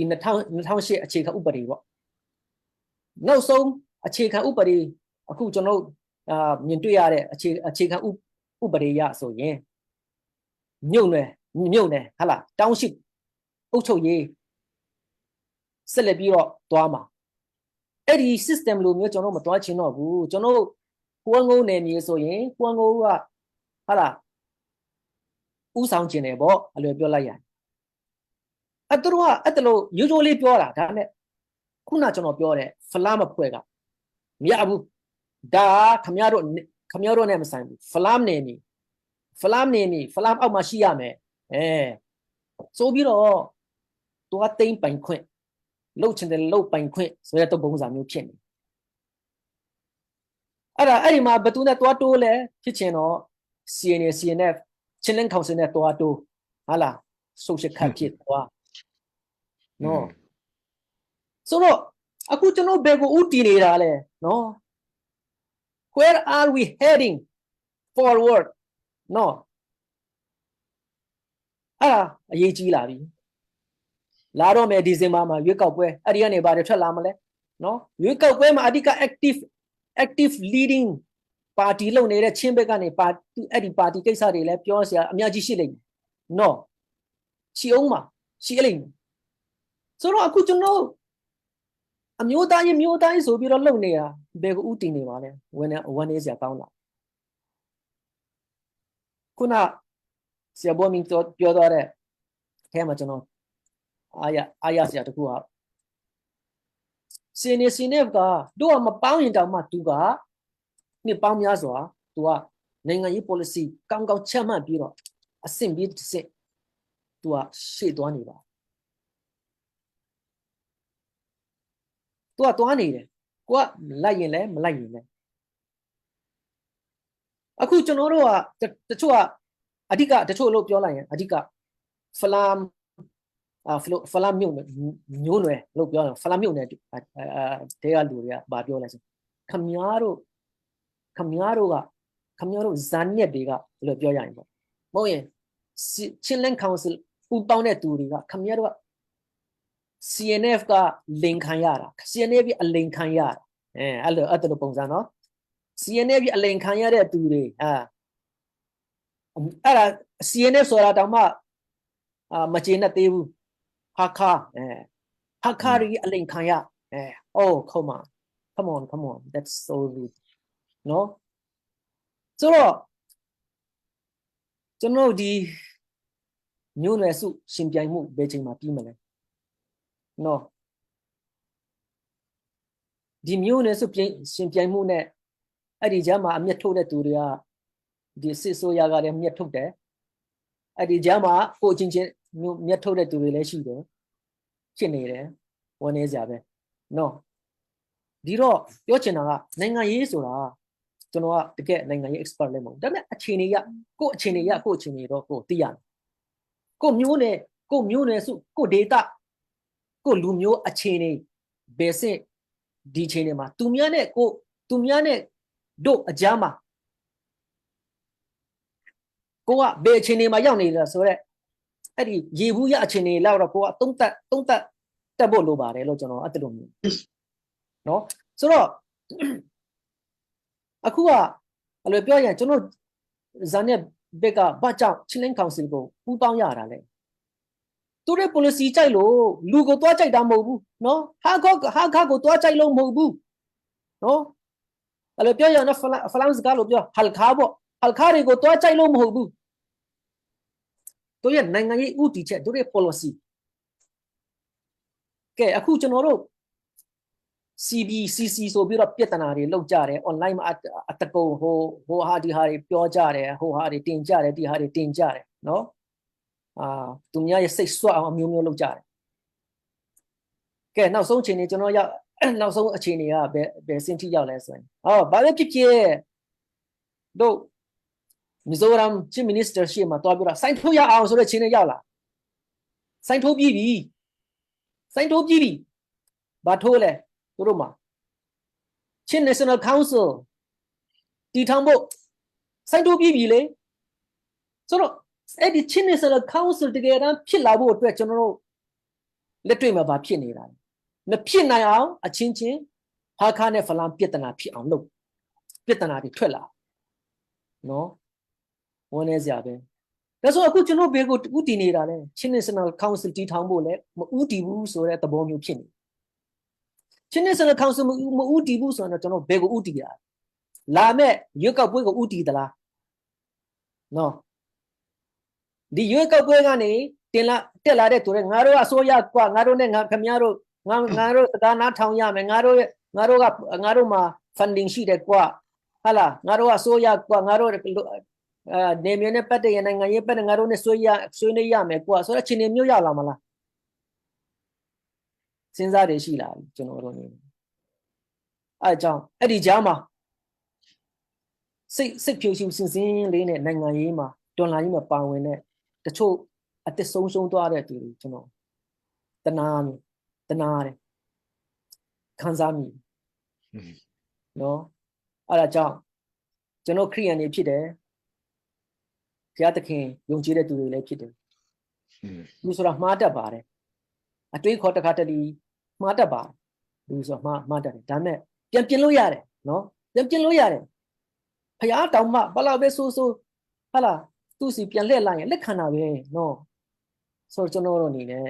ဘယ်လိုနဲ့ပြန်တင်မြက်ကြမလဲဆိုတာတွေလည်းပြန်စဉ်းစားစရာရှိလာပါတယ်နော်ဒီထက်ဆိုးရတဲ့အခြေအနေမဖြစ်လာအောင်ကျွန်တော်တို့မလိုအပ်ဘူးလားနော်အဲ့လောက်ထိပဲကျွန်တော်လိုအပ်ရင်လည်းပြန်စစ်ကြတာပေါ့ကျေးဇူးပဲလက်ခေါ်ပါလေးချင်းမြင်ပေးအောင်နော်ဆရာထန်းတဲ့ပြောသွားတာတကယ်ကိုဒီဖလန်မျိုးနဲ့အတွင်းမှာဖြစ်တဲ့အရာတွေတမိုင်းကြောင်းလေးတွေနဲ့နှိုင်းရှင်ပြောပြသွားတာအင်မတန်မှကောင်းပါတယ်ကျွန်တော်တို့တမန်ကျမ်းစာထဲမှာစိတ်နှလုံးကောင်းစားလို့ရှိရင်တော့အရာရာကောင်းစားတယ်တဲ့ဒါကျွန်တော်တို့စိတ်နှလုံးကောင်းစားဖို့အင်မတန်မှအရေးကြီးပါတယ်ကျွန်တော်တို့ဟာဒီ positive thinking များတွေးပေးဖို့ရတဲ့အတွက်အင်မတန်မှအရေးကြီးပါတယ်ကျွန်တော်တို့ဒီဘိုးဘွားပြည်ပြင်ကလေးကစော်ဘွားတွေအုပ်ချုပ်လာခဲ့တဲ့ခက်တနေနဲ့တနေစစ်တိုက်ပြီးမှကျွင်ပြူတဲ့ခက်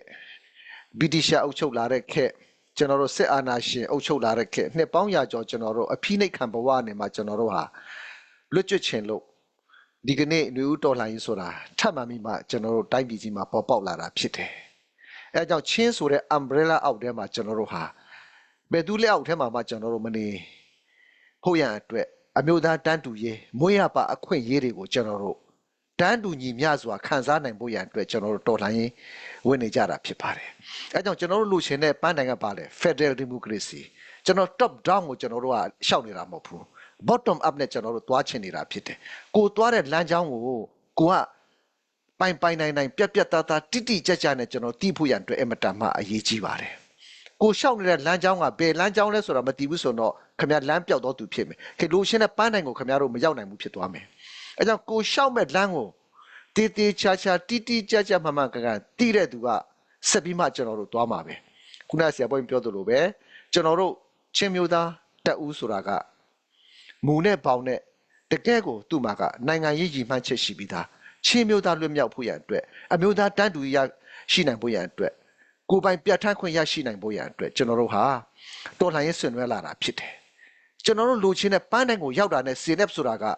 ကျွန်တော်တို့ရဲ့ဂျာမန်ကြီးကိုယ်တိုင်ပြောတဲ့စကားထဲမှာလည်းခင်ဗျားတို့ကြားဘူးမှာပါ CNF ဆိုတာကမရှိတော့ဘူးဒါပါတီနိုင်ငံရေးလှုပ်ရှင်နေဆိုတော့ဒါပါတီထောင်ကြပေါ့မဟုတ်ဘူးလားဒါကျွန်တော်တို့လူချင်းနဲ့ပန်းတိုင်ကိုရောက်သွားပြီဆိုရင်ဒါချင်းမျိုးသားတက်ဦးဆိုတာကအလိုလိုနဲ့ပျောက်သွားမှာပါပ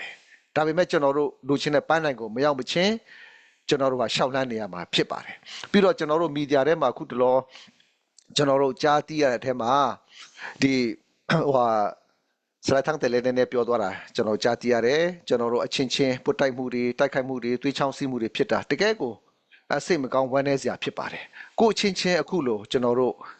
့မရှိတဲ့ကြားတဲ့နေမှာပြည်သူလူထုအနေမှာလှူဒန်းထားတဲ့ကျွန်တော်တို့ရဲ့လက်နဲ့ခဲရိုင်းနေတဲ့ကိုအချင်းချင်းပြစ်ခတ်တယ်ဆိုတာကတော့ကျွန်တော်တရားမှာတရားလုံးဝလက်မခံဘူးထောက်လည်းမခံဘူးအားလည်းမပေးဘူးဒါကျွန်တော်ရဲ့တကယ်ကိုစိတ်ရင်းစေတနာမှန်နဲ့ကျွန်တော်ပြောတာပါအခုလဲကျွန်တော်တို့ဒီ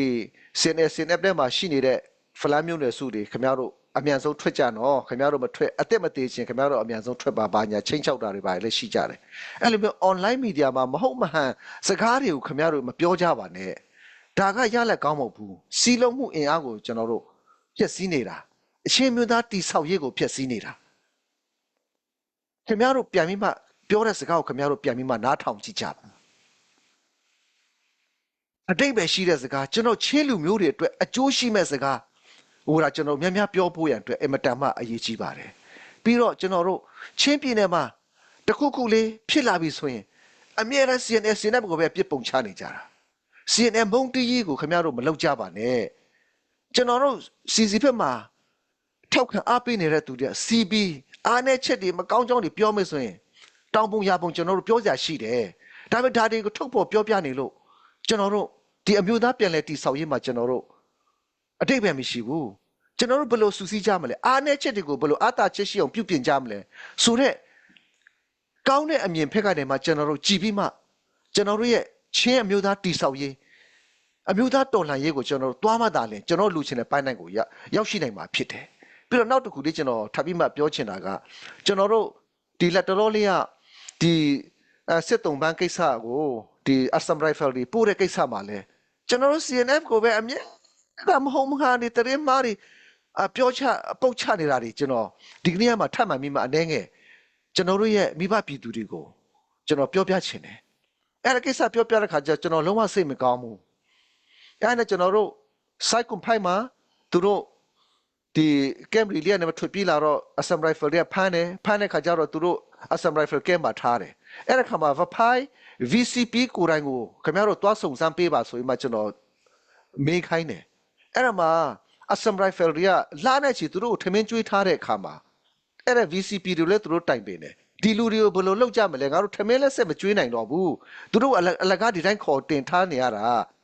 တပေါ်တော်လှန်ရေးလက်ထက်ကိုအပ်လိုက်မယ်ဆိုရင်လည်းဒါသူတို့ရဲ့အသက်တွေအတွက်စိုးရင်ရတယ်သူတို့ပြစ်တတ်မှလည်းစိုးရင်ရတယ်ဆိုပြီးမှဒါကလကတ္တာဘက်ကပြည်မဘက်ကသူတို့ကောင်စစ်ဝင်ရုံးနဲ့မြန်မာနိုင်ငံကကောင်စစ်ဝင်ရုံးတွေနဲ့အဆက်အသွယ်လုပ်ပြီးမှဒါစစ်ကော်မရှင်လက်ထက်ကိုသူတို့ကနေမှဒါအစိုးရချင်းဒါသူတို့ရဲ့စစ်ကျင့်ဝတ်ဥပဒေဆိုတာရှိပြီးသားကျွန်တော်စီနဲ့ကနေမှအိန္ဒိယအစိုးရAssam Rifle တွေကိုအာဏာသွားလို့မရဘူးဒါတွေကိုခင်ဗျားတို့ကောင်းကောင်းနားလည်ကြမဟုတ်မဟရှာပြီးမှ online မှာ media ဖွာ CNN ကိုမုံတီးလို့ CNN ကိုပြစ်ပုတ်ချခြင်းလို့ဒါမျိုးစကားတွေခင်ဗျားတို့မပြောကြပါနဲ့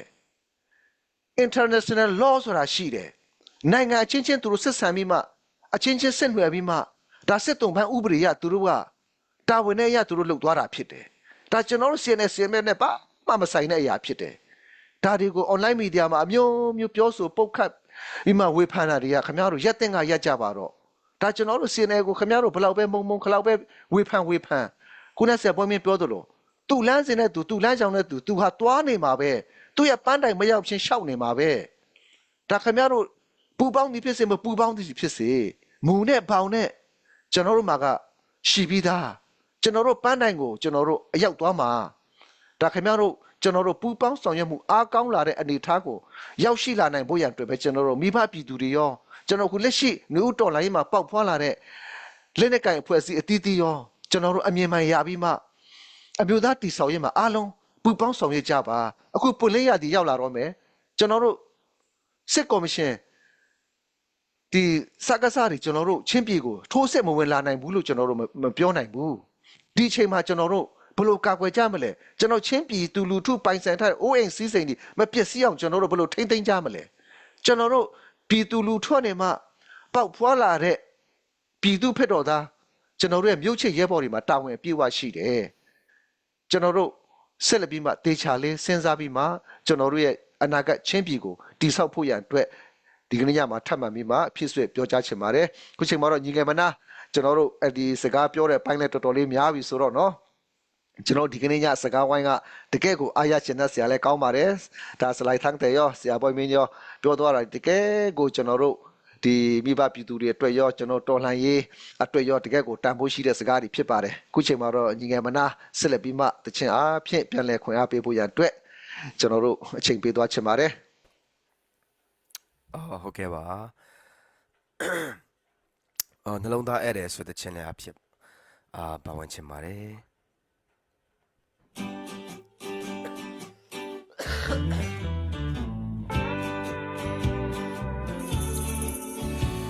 လူတိုင်းခိုးနာကြတဲ့စရက်ကလေးဆိုလေကျွန်တော်လုံးသားတွေကြည်နူးခဲ့ရပါတယ်အိုးတို့အားလုံးသိတယ်ခွဲခွာခြင်းဆိုတာဂျန်နေသူတယောက်အတွက်သိခတ်တယ်လာနာကြတယ်ပြန်ထွက်သွားကြတယ်ခရီးဖြောင်းဖို့အတွက်စူတောင်းပေးရတယ်လက်ကလေးကိုပြပြုံးလေးနဲ့ဘာဘောကမြစ်ချီကိုတောင်းထားတဲ့ချိန်တန်တော့လေလွမ်းမိုးရင်လည်းပဲခရီးဆက်ရတယ်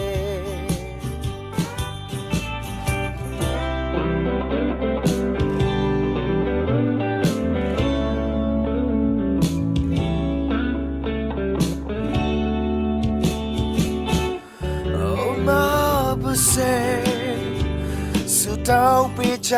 တယ် ပြန်မစုံနိုင်မှန်းတော့သိတယ်နေမောရှင်နေလွတ်စွန်မိပြန်နေအိုးတင်ခါရတရားမို့နှုတ်ဆက်ရတာပဲဒါပေမဲ့ကျွန်တော်အတွင်းသိခက်တယ်လာနာကြတယ်ပြန်ထွက်သွားကြတယ်ခရီးပြောင်းဖို့တွေ့ဆူတောင်းပေးရတယ်လက်ကလေးကိုပြပြုံးလေးနဲ့ဘာဘောကမျက်ရှိကိုတောင်းထားတယ်ချီတန်တော့လေလွမ်းမိုးခြင်းနဲ့ပဲခရှိစေရတယ်လာနာကြတယ်ပြတ်ထွက်သွားကြတယ်ခရှိဖြောင်းဖို့တွေ့ဆူတောင်းပေးရတယ်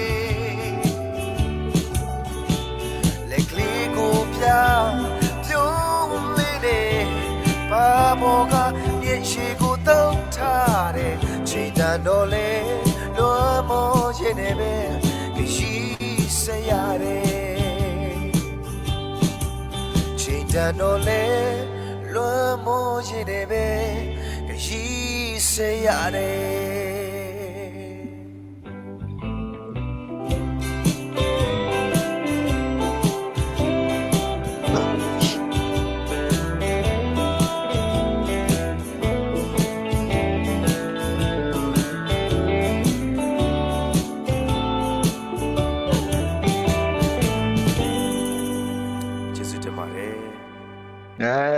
လက်ခေါ်ပါလေးချင်းမြင်ပေးအောင်နော်ညီငယ်မနာတော့ဗာချင်းမဲ့ဆူဆူတကယ်ကိုနားထောင်လို့ကောင်းတယ်အဆူပိုင်းမှာတော့တကယ်ကို great ပဲနော်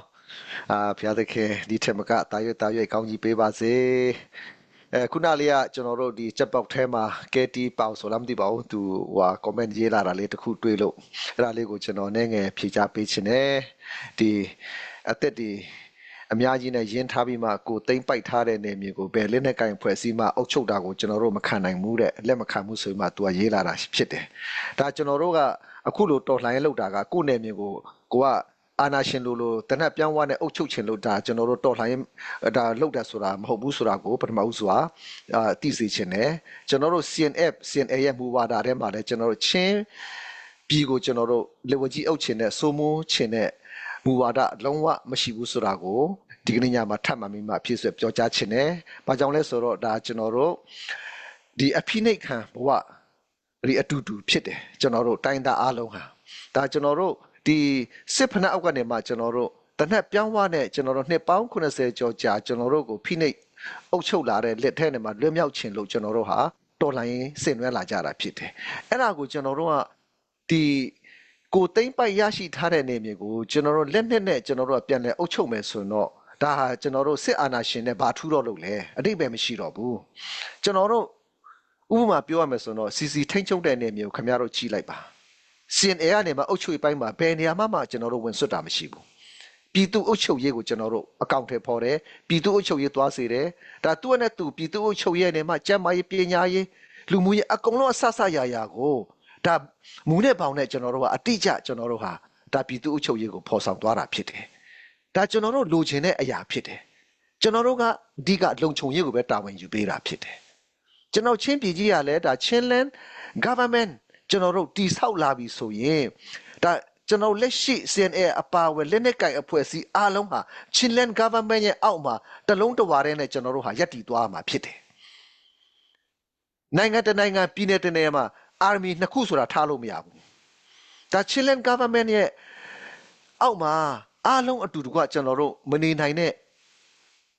လက်နက်ကိုင်ဖွဲ့စည်းတော့ဒါ Chinland government ကနေမှကောင်းကင်တွယ်ဖြည့်ရှင်းသွားမှာဖြစ်တယ်အခုလက်ရှိကျွန်တော် CC အောက်မှာရှိတဲ့ Chinland government ကိုကျွန်တော်ဆိုလိုတာမဟုတ်ဘူးเนาะကျွန်တော်တို့လူချင်းတဲ့ပန်းတိုင်ကိုရောက်ပြီဆိုရင်ချင်းပြည်သူလူထုတရက်လုံးဝနေမှာ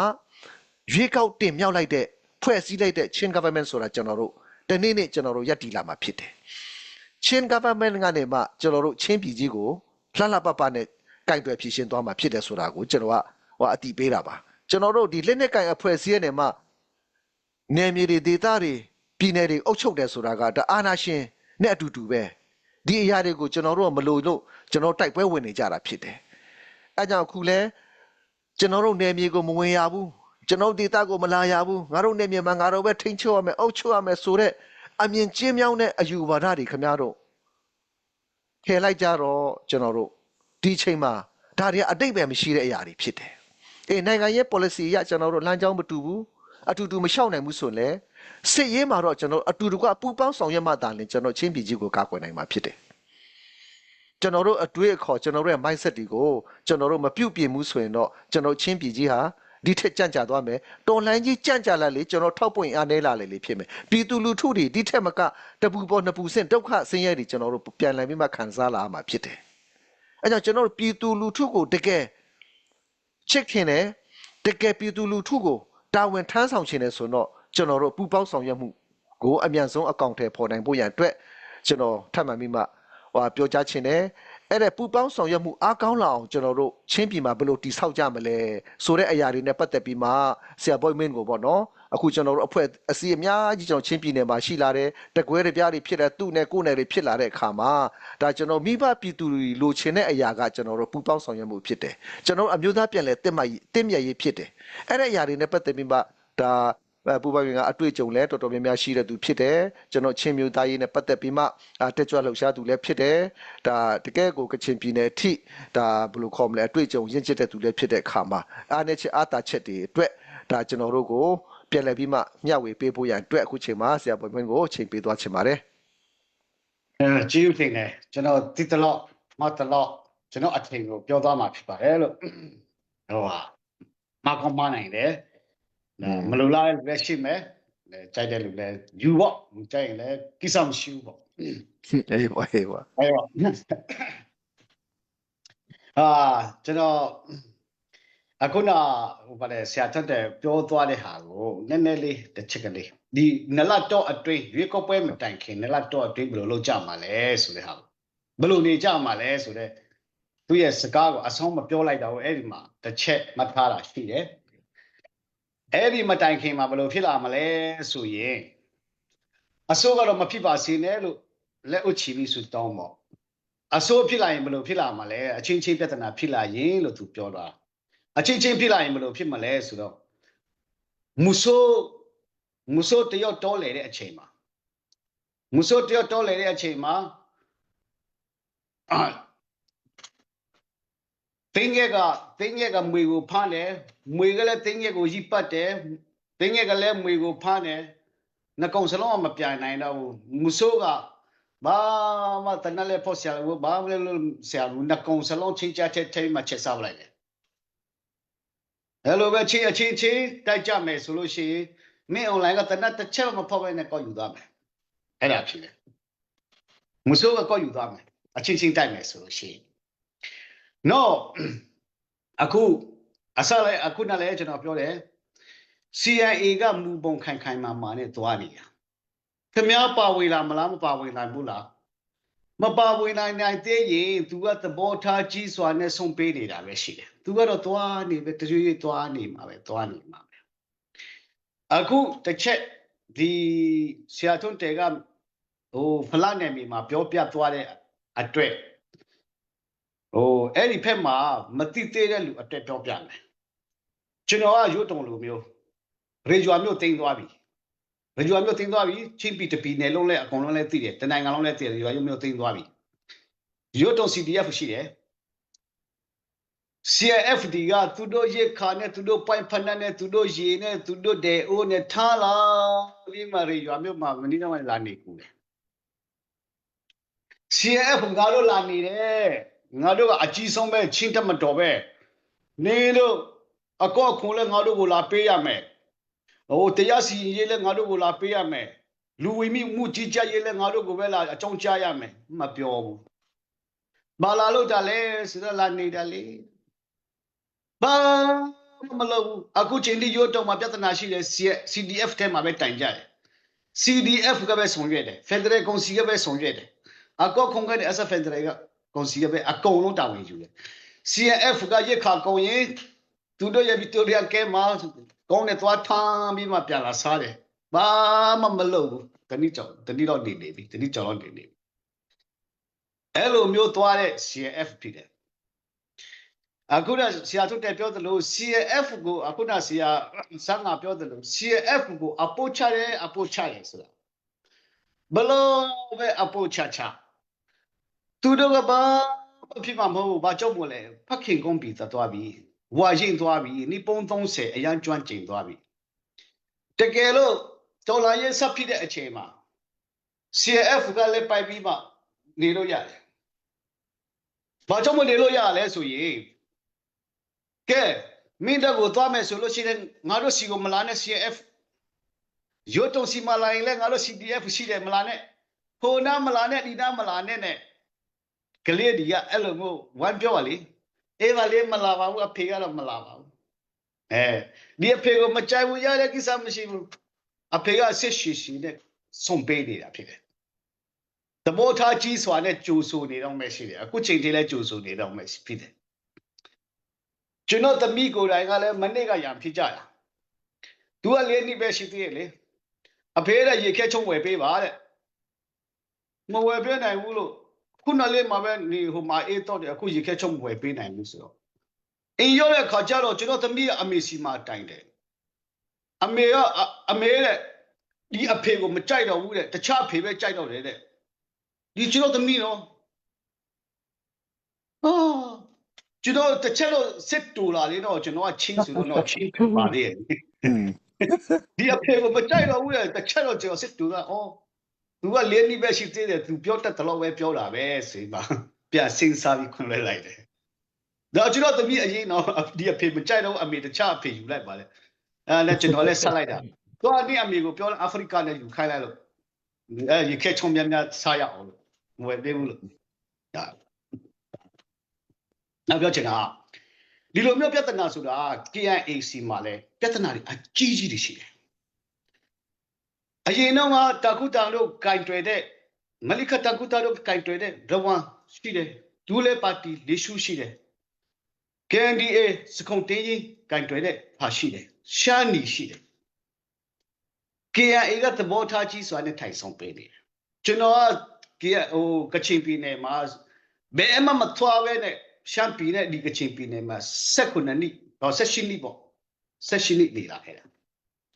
သူတို့ဒေါ်လာကြီးအဖက်တွေဘယ်လိုလုပ်ရှားတယ်ဆိုတာကိုထဲဝင်မနေတော့မှကျွန်တော်တို့သူတို့ထဲမှာဝင်မပိုင်တော့မှသူတို့နဲ့ကပ်ရနေခဲ့တယ်အရင်တော့ဒီငင်းချရေးစိုက်ယူတဲ့အချိန်မှာဇော်မိုင်ငင်းချရေးစိုက်ယူတဲ့အချိန်လက်စံအောင်တို့လက်စံပေါ်တို့သူတို့ညီအကူပဲလက်စံဆိုတာကလူတို့မျိုးတစ်ခုထဲပဲလေအဲ့ဒီထဲမှာလဲလက်စံအောင်တည်သွားတာလဲကိစ္စကလည်းအခုဒီဒေါ်လာရေးထဲမှာထက်ပြောစရာရှိတယ်သူတို့အချင်းချင်းစီဝေးပဲလို့ဒီချင်းကိုက်ပုံးနဲ့ပုတ်ပွဲလို့တည်သွားတယ်ကျွန်တော်အဲ့ဒီ online မှာဝင်ထွက်နဲ့၄နှစ်၅နှစ်လောက် BL လက်စံပေါ်တို့ဒုကဘာတော့အောင်တို့ဘာလို့ကျွန်တော်အကုန်လုံးသိတယ်သူတို့နေလာခဲ့သူတို့ဘယ်လိုကင်ထွေးတယ်လဲအေးစစ်ပဲနေပေးတာသူတို့မသိသေးလို့ဒီလိုကြမ်းတမ်းတဲ့ခကြီးဆိုတာသူတို့မသိသေးလို့ငူမရှိပဲနဲ့မရဘူးဆိုတာသူတို့ရှင်းလင်းသိတယ်လေသူတို့စမဒူဝါတို့ဘရာဆိုင်တို့ခေကနေဘင်္ဂလားတို့ခေကတော့သူတို့ကငူပုံခံမှာရှိတာကြီးကိုဘိုးကနဲ့တေးလေးထွက်လာတဲ့ဟာခကြီးကိုမဆိုင်စခုံတေးရင်ရဲ့နေမြေဘလို့ကျဲလဲဆိုဝိုင်းမတာလောကြီးစင်ဘူကနေမှစတုံးစမပန်ဝါအထိရှိတယ်ရောက်ဘူးတဲ့လူကတော့ချိတယ်တော်တော်ရောက်ဘူးလည်းရှိမှာပါအဲ့လိုအထိကျဲလာခဲ့တာအဲ့တော့အခုဘယ်ရောက်သွားပြီလဲဒေါ်လာရေးနိုင်ငံရေးအလှည့်ရှိတယ်ကျွန်တော်တို့ဒီကိုအခုကျွန်တော်တို့၃ရောက်ဒီကျွန်တော်တို့ဒီချင်းလီကဒေါ်လာရေးဆိုအခုမှကြားဘူးလားသူများကကိုဒီပုံများစွာနဲ့လောက်လာဘယ်လိုသွားရမယ်ဘယ်လိုကင်တွယ်ရမလဲကဲအခုလဲဒေါ်လာရေးဘာလဲအခုဒီကိုကျွန်တော်တို့တွေ့နေတော့မှငါတို့ကအမိပြတ်ချေမုံရေးပဲမင်းအွန်လိုင်း ရွေးကောက်ပွဲပြီးလာရင်လည်းငါတို့အမိပြချေမွန်ရေးပဲစဉ်းစားကောင်းစဉ်းစားနိုင်မယ်ဒါပေမဲ့ကျွန်တော်တို့ရဲ့လူကြီးရဲ့ဒီကဥဆောင်တယ်လို့တွားရအောင်ပါတကယ်လို့ CF ကဆွေးနွေးရအောင်ဆိုလဲဆွေးနွေးရအောင်ပါသူတို့ကဒီလိုမျိုးကျွမ်းကျင်လို့ဒီအလုပ်ကိုကျွမ်းကျင်လို့တတိရှိလို့လုပ်တာကျွန်တော်တို့ဥတော်တေးသေးလေးတော့ရှင်လို့မရဘူးလူကိုကြည့်ပြီးဆိုလမွန်ကိုကြည့်ပြီးမှရွက်ကိုကြည့်မှငါကနိုင်မယ်လို့မထင်နဲ့ဘုသူတအတွေ့အကြုံအများကြီးစကားပြောပြီးငါတို့လုံးဝရှင်လို့မရတဲ့အရာတွေရှိတယ်သူတို့ကဲအပြစ်ပြတ်ချေမုန်တိုက်မယ်ဆိုပြီးမှသူများကအကုန်လုံးအရှုံးပြပြီးလက်နဲ့ချပြီးငါတို့ချင်းနေရတော့အမိပြတ်မင်းလိုက်ကိုတိုက်မယ်ဆိုရင်ချင်းတစ်မျိုးသားလုံးသူကအကုန်လုံးတည်သွားရင်ဘသူနေမှလည်းချင်းပြီးမှအကုန်လုံးတင်မဲ့အတူတူကတော့ကျွန်တော်တို့ခဏနားရအောင်ခဏဆွရအောင်ပြတ်တက်ရအောင်ဒီလိုမျိုးအရွှေ့အပြုံးနဲ့ကစားတဲ့စီပွဲလဲဟုတ်တယ်နိုင်ငံရေးလဲဟုတ်တယ်ဒီလိုမျိုးကစားတတ်ဖို့လို့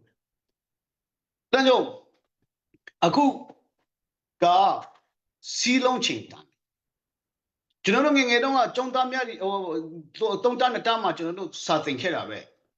ကျွဲနွားများလဲရွာသွတ်ပြန်လာကြပြီတဲ့စုခိတာယာလပေဤဆိုတဲ့အဲ့ဒီကဗျာကအလကားရေးတာမဟုတ်ဘူးအခုကျွန်တော်တို့ချင်းဒီအင်ပြန်ရောက်တဲ့အချိန်ရောက်နေပြီစုပုံးရတဲ့အချိန်ရောက်နေပြီသူများလဲနိုင်ငံရေးနဲ့ရွေးကောက်ပွဲနဲ့စုပုံးနေပြီသူတို့ဘလို့အခင်းအကျင်းလောက်လာမှာလဲကျွန်တော်တို့လည်းအခင်းအကျင်းဒီကစားကွက်ထဲမှာကျွန်တော်တို့ဘလို့ကစားမှာလဲအဲ့ဒါဆိုလို့ CNF ထဲမှာကျွန်တော်တို့နိုင်ငံရေးနဲ့ကစားရင်လည်းရှင်ပြနိုင်အောင်တက်ခတ်ရေးနဲ့လုပ်ရင်လည်းရှင်ပြနိုင်အောင်ဒီဥဆောင်မှုအောက်မှာကျွန်တော်တို့ကဝင်ဖို့လုပ်တယ်တော့မဟုတ်ဘူးဆိုလို့ရှိရင်မတက်တာဘူးတခါတလေကြာရင်ဒီအဖက် CDF ဆိုရင်တော့ယူတုံလို့ပဲမထင်နဲ့အကုန်လုံး CDF အားလုံးရှိတာဟုတ်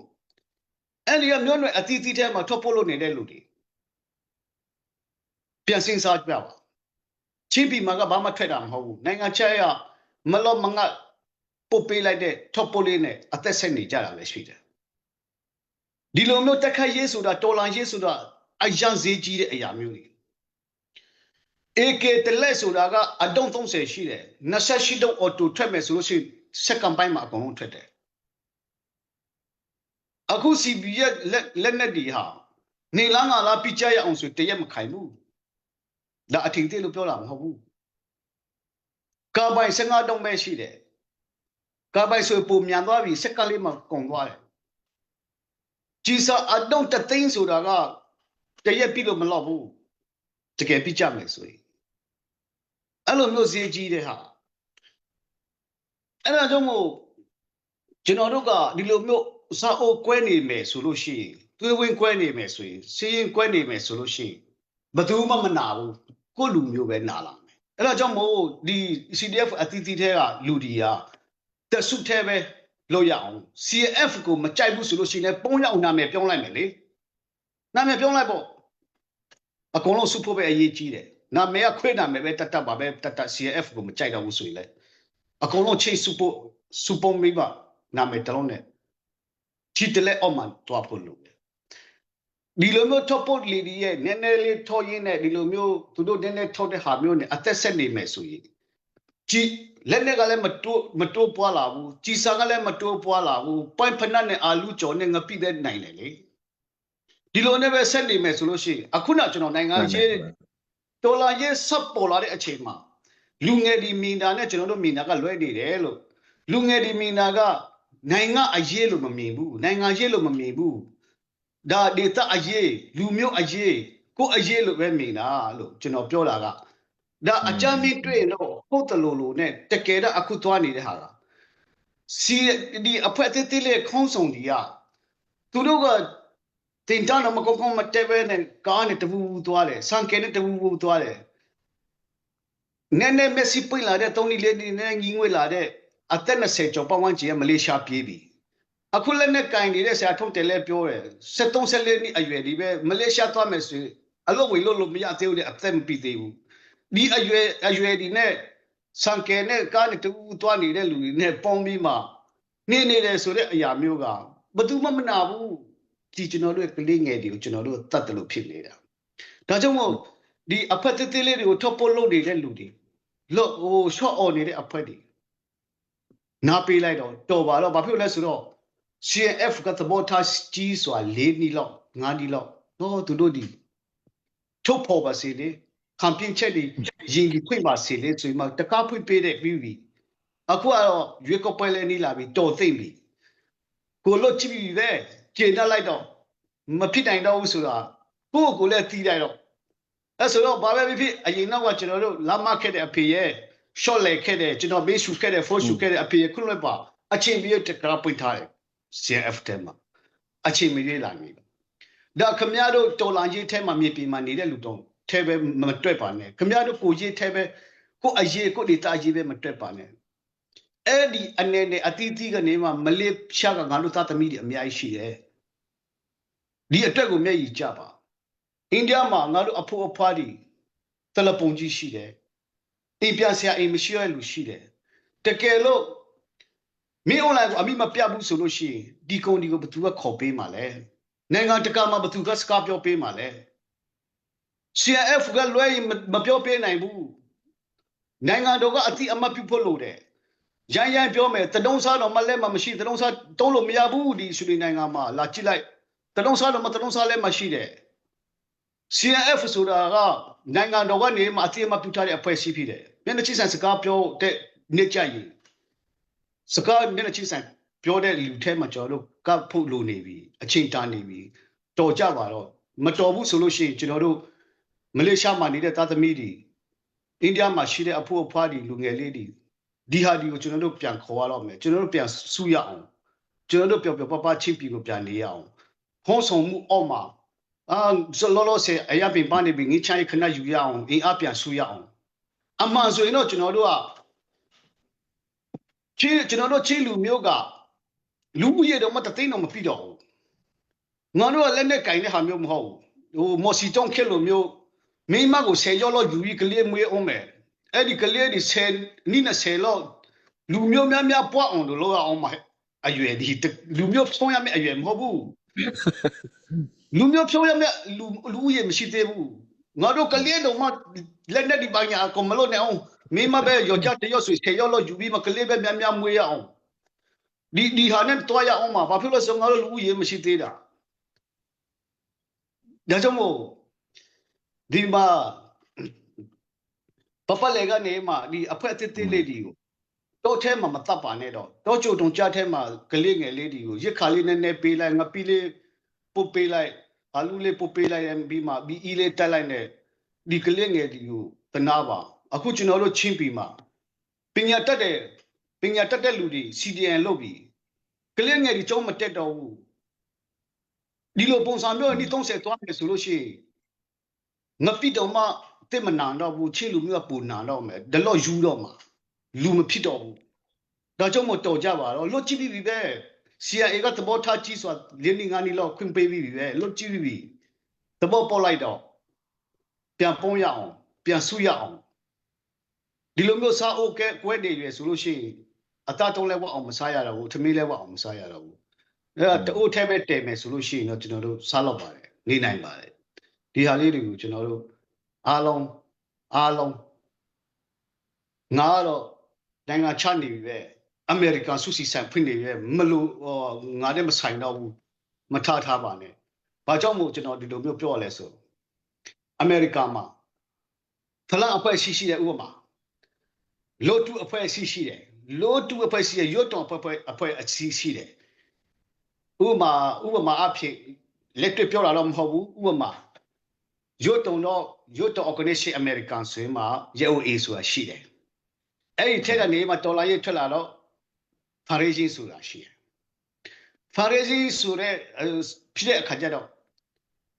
အခုဒေါ်လာအစလုံးကတော့ support နဲ့ငွေဝိုင်းထက်ကြတာအခုနောက်ကျတော့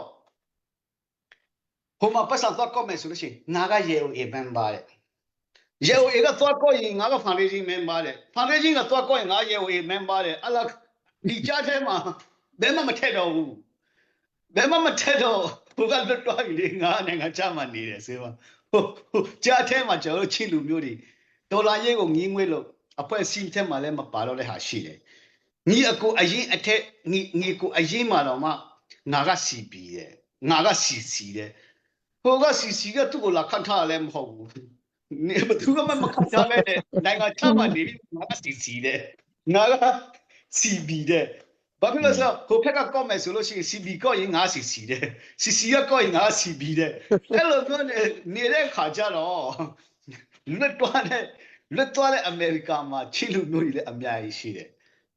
ဒါအကျင့်စာရိတ္တအားပြပြနေအကျင့်စာရိတ္တအားပြနေပြီကျွန်တော်တို့ချင်းလူမျိုးတွေအနာကနောထနီ30လောက်သွားကြည့်တယ်အရင်နဖူးပေါ်လက်တင်ပြီးမှပြန်စင်းစားကြရအောင်ချင်းလူမျိုးတိုင်းကိုညံမိတလို့ပြန်စင်းစားရအောင်ပြန်ပုံးတဲ့အချိန်ရောက်ပြီကျွဲနွားများလဲရွာသွပြန်လာကြပြီအဲ့ဒါကြောင့်မို့ကျွန်တော်တို့ချင်းလူကြီးလဲအဖေအမေစီကိုပြန်ရအောင်ပြန်ဆူရအောင်လို့အဲ့လောက်ကလေးနဲ့ကျွန်တော်ပြောချင်လက်ခေါ်ပါလေးရှင်းပြပေးအောင်နော်ဆရာပေါ်ပြန်ပြောသွားတာအမတန်မှပြတ်သားနဲ့ကျွန်တော်တို့ဒီချင်းလူမျိုးတွေအတွက်မှတ်သားဖွယ်ရာစကားတွေပြောပြပေးသွားတာအရင်ကျေးဇူးတင်တယ်ကျွန်တော်တို့အဓိကအားဖြင့်ဒါစီလုံးမှုအင်အားတိဆောက်နိုင်မှသာလျှင်ကျွန်တော်တို့လူချင်းတဲ့ပန်းနိုင်ကိုကျွန်တော်တို့ရှောက်လန်းနိုင်မှာဖြစ်ပါတယ်ခုချိန်မှာတော့အဲ့ဒါစီလုံးမှုနဲ့ကျွန်တော်ပူပေါင်းဆောင်ရွက်မှုအားကောင်းလာနိုင်အောင်ကျွန်တော်တို့အားနည်းချက်အားသာချက်တွေဘာတွေလှုပ်ဆောင်တင်တယ်ဆိုတာလေးတွေကိုဆက်လက်ပြီးမှစလိုက်ထန်းတဲ့ကိုအချိန်ဆက်ပြီးမှပေးသွားချင်ပါတယ် ဟုတ်ကဲ့ပါဒီလိုပဲစီလုံးမှုကောင်းလာဖို့ဆိုတာတော့ကျွန်တော်တို့လူတူးတယောက်မှာရေးကြည့်တာကျွန်တော်တို့ရဲ့ခံယူချက်လို့ပြောမှာလားအင်္ဂလိပ်ကတော့ attitude ပေါ့နော် attitude တအားရေးကြည့်တယ်လို့ကျွန်တော်မြင်တယ်ကျွန်တော်တို့ attitude မှာမှန်ရင်တော့ဒီလူကဘုံမှာ smart ဖြစ်လေကြောက်စရာကောင်းလေဖြစ်လာတာပေါ့ဆိုတော့ attitude ဒါရေးကြည့်ရတော့မြင်တယ်နိုင်ငံရေးမှာဖြစ်စီးပွားရေးလောကမှာဖြစ်ပါမစို့ပေါ့နော်အဲ့တော့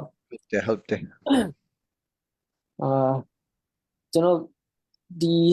တော်လှန်ရေးနဲ့ပတ်သက်လာရင်တော့အဓိကကျွန်တော်သွားမဲ့လမ်းကိုဘယ်သူမဆိုကိုကဟလာကိုတယောက်တည်းအားလုံးမလုပ်နိုင်ဘူးနော်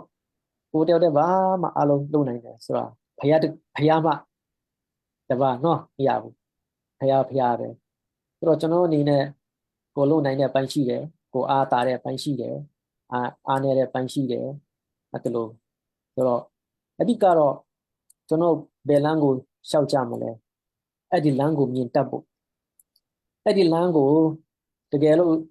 ကျွန်တော်သွားမဲ့ရေစီးချောင်းကဒီရေစီးချောင်းကိုသွားမလဲအဲ့ဒီလေဘယ်လိုလှော်မလဲဒီမလှော်တက်ရင်လည်းချင်းတင်ပေးရမယ်ဟာလားပြန်ကြီးသွားနိုင်ဖို့လဲလိုအပ်တယ်ဟိုမှာရှေ့မှာဘာရှိလဲဘယ်ဘက်ကိုကိုယ်မလဲဟာနောက်ဘက်ကနေတလက်ကိုင်းနေသူလဲအမျိုးမျိုးပေါ့နော်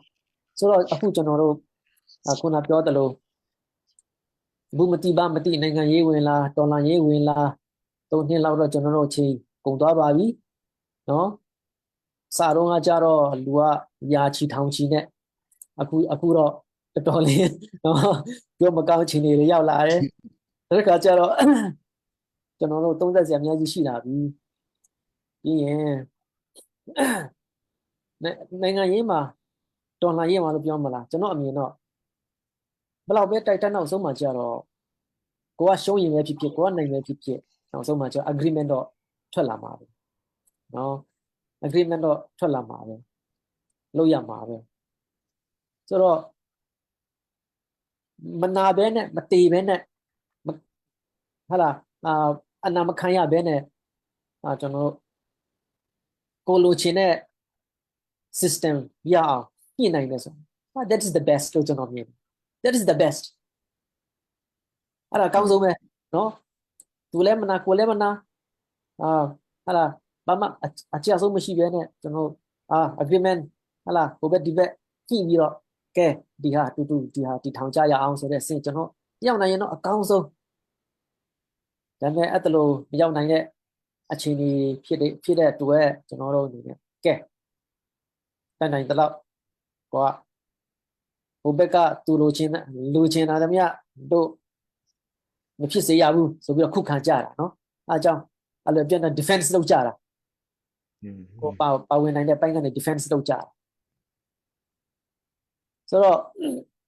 ကျွန်တော်တို့က အခုချိန်လေးမှာနိုင်ငံရေးကအကောင်းဆုံးတော့ကျွန်တော်တို့ညှိနှိုင်းဖို့ကတော့ကျွန်တော်ချင်းအတွင်းမှာပဲဖြစ်ဖြစ်ချင်းနဲ့အပြင်ပိုင်းပဲဖြစ်ဖြစ်ညှိနှိုင်းတော့အကောင်းဆုံးမညှိနှိုင်းရင်တော့မဖြစ်ချင်တာတွေအများကြီးဖြစ်တာပေါ့လေဆိုတော့ကျွန်တော်အခုဒီနေ့အတွင်းမှာပဲဖြစ်ဖြစ်ဗာများပြန်ဖြစ်လာမလဲမသိဘူးเนาะစူတောင်းနေရပါတယ်ကိုအချင်းချင်းကြားမှာတောင်းမှเนาะအဲ့ဒီပေါ်ကနေအခုနဆရာပေါ်ပြီးပြောသွားတယ်လို့ဟာလားကိုကဘာမှလုပ်စမ်းကောက်ပြီးတော့ဆွဲသွားဖို့ချောင်းနေတဲ့ဖွဲ့ရှိနေတဲ့ခါကျတော့အဲ့ဒီကြားမှာကိုကလည်းမပါသွားဖို့လည်းစဉ်းစားစရာရှိလာတယ်ဘာဖြစ်ဖြစ်အဲ့ဒါတပန်းကဲခုနကျွန်တော် CNF နဲ့ပတ်သက်ပြီးကျွန်တော်ပြောချင်တယ်ကိုနည်းတော့confession လုပ်ရမယ့်သဘောရှိကျွန်တော်ကအရင်တော့ဆို CNF ကိုကျွန်တော်အားပေးတဲ့သူမဟုတ်ဘူးအိန္ဒိယမှာကျွန်တော်ကကြီးပြင်းခဲ့တယ်မီဇိုရမ်မှာကြီးပြင်းခဲ့တယ်ကျွန်တော်နဲ့အတူတူကျွန်တော်နဲ့အတူတူအိန္ဒိယမှာလှုပ်ရှားကျွန်တော်ဦးလေးလှုပ်ရှားခဲ့တယ်ကျွန်တော်သူက CNF အားပေးတဲ့သူမဟုတ်ဘူးဘာကြောင့်လဲဆိုတော့ကျွန်တော်ကအဲ့ဒါမပြောတော့ဘူးเนาะဒါပေမဲ့နောက်ပိုင်းမှာနိုင်ငံရေးဒီ federal system ကိုကျွန်တော်လေ့လာတဲ့အခါမှာလေ့လာရင်းနဲ့နိုင်ငံရေးချင်းတွေလေ့လာတဲ့အခါကျွန်တော်တို့ချင်းအနေနဲ့တော့ CNF ရဲ့ policy လို့ပြောမှာလေသူရဲ့လမ်းစဉ်ဟာအဆင်ပြေပါတယ်ကျွန်တော်အနေနဲ့တော့ဒီထက်အဆင်ပြေတာမရှိပါဘူးဒီထက်ကောင်းအောင်တော့စ조사ကြရင်တော့ပိုကောင်းတာပေါ့ဒါပေမဲ့အခုချိန်နေမှာ there is nothing better than this no ဆိုပြီးတော့ကျွန်တော် online ကနေကျွန်တော်ဒီ media ကိုကြည့်ရတဲ့သူတွေကိုလည်းကျွန်တော်အားပေးခြင်းကျွန်တော်ကိုယ်တိုင်လည်းအရင်တော့က CNF အားပေးတဲ့သူမဟုတ်ပါကျွန်တော်ကိုယ်တိုင်ကအိန္ဒိယမှာနေခဲ့တဲ့အတွက်ဒီလူကအိန္ဒိယမှာမီဇိုရမ်မှာနေခဲ့တဲ့အတွက် CNF တွေနဲ့သူကနီးစပ်ခဲ့တဲ့ဘာငယ်ပြောလိုက်မယ်ကျွန်တော်မနီးစပ်ခဲ့ပါဘူးအိန္ဒိယမှာကျွန်တော်ကြီးပြင်းတော့ကကျွန်တော်အိန္ဒိယဘဝမှာ CNF နဲ့ကျွန်တော်မနီးစပ်ခဲ့ဘူးနော်တကယ်ကျွန်တော်အဲ့ဒါတော့ပွင့်လင်းပြောချင်ပါဒါပေမဲ့နောက်ပိုင်းပြပရောက်သွားပြီးနောက်ပိုင်းမှာနိုင်ငံရေးတွေလေ့လာတယ်ကျွန်တော်ချင်းကျွန်တော်ချင်းအမျိုးသားဟာလားချင်းနဲ့ရှေ့ပြီးတော့ကျွန်တော်တွားရင်ဘယ်ဟာစင်ပြေဆုံးလဲဘသူတွေက policy ဘက်ကိုအဓိကကိုင်နိုင်တာလဲဥဆောင်brain ဘသူဘက်ကပုံမှာ brain ပါရှိတာရဲဆိုတော့ကျွန်တော်လေ့လာတဲ့အခါမှာCNF ပါမစိုးပါဘူးဒီထက်ကိုက CNF ထက်ကောင်းတဲ့ဟာကျွန်တော်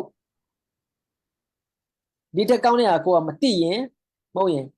မထူထောင်နိုင်ရင်တော့ကိုကတက်နိုင်တဲ့လောက်ပါဝင်တာအဲ့ဒါ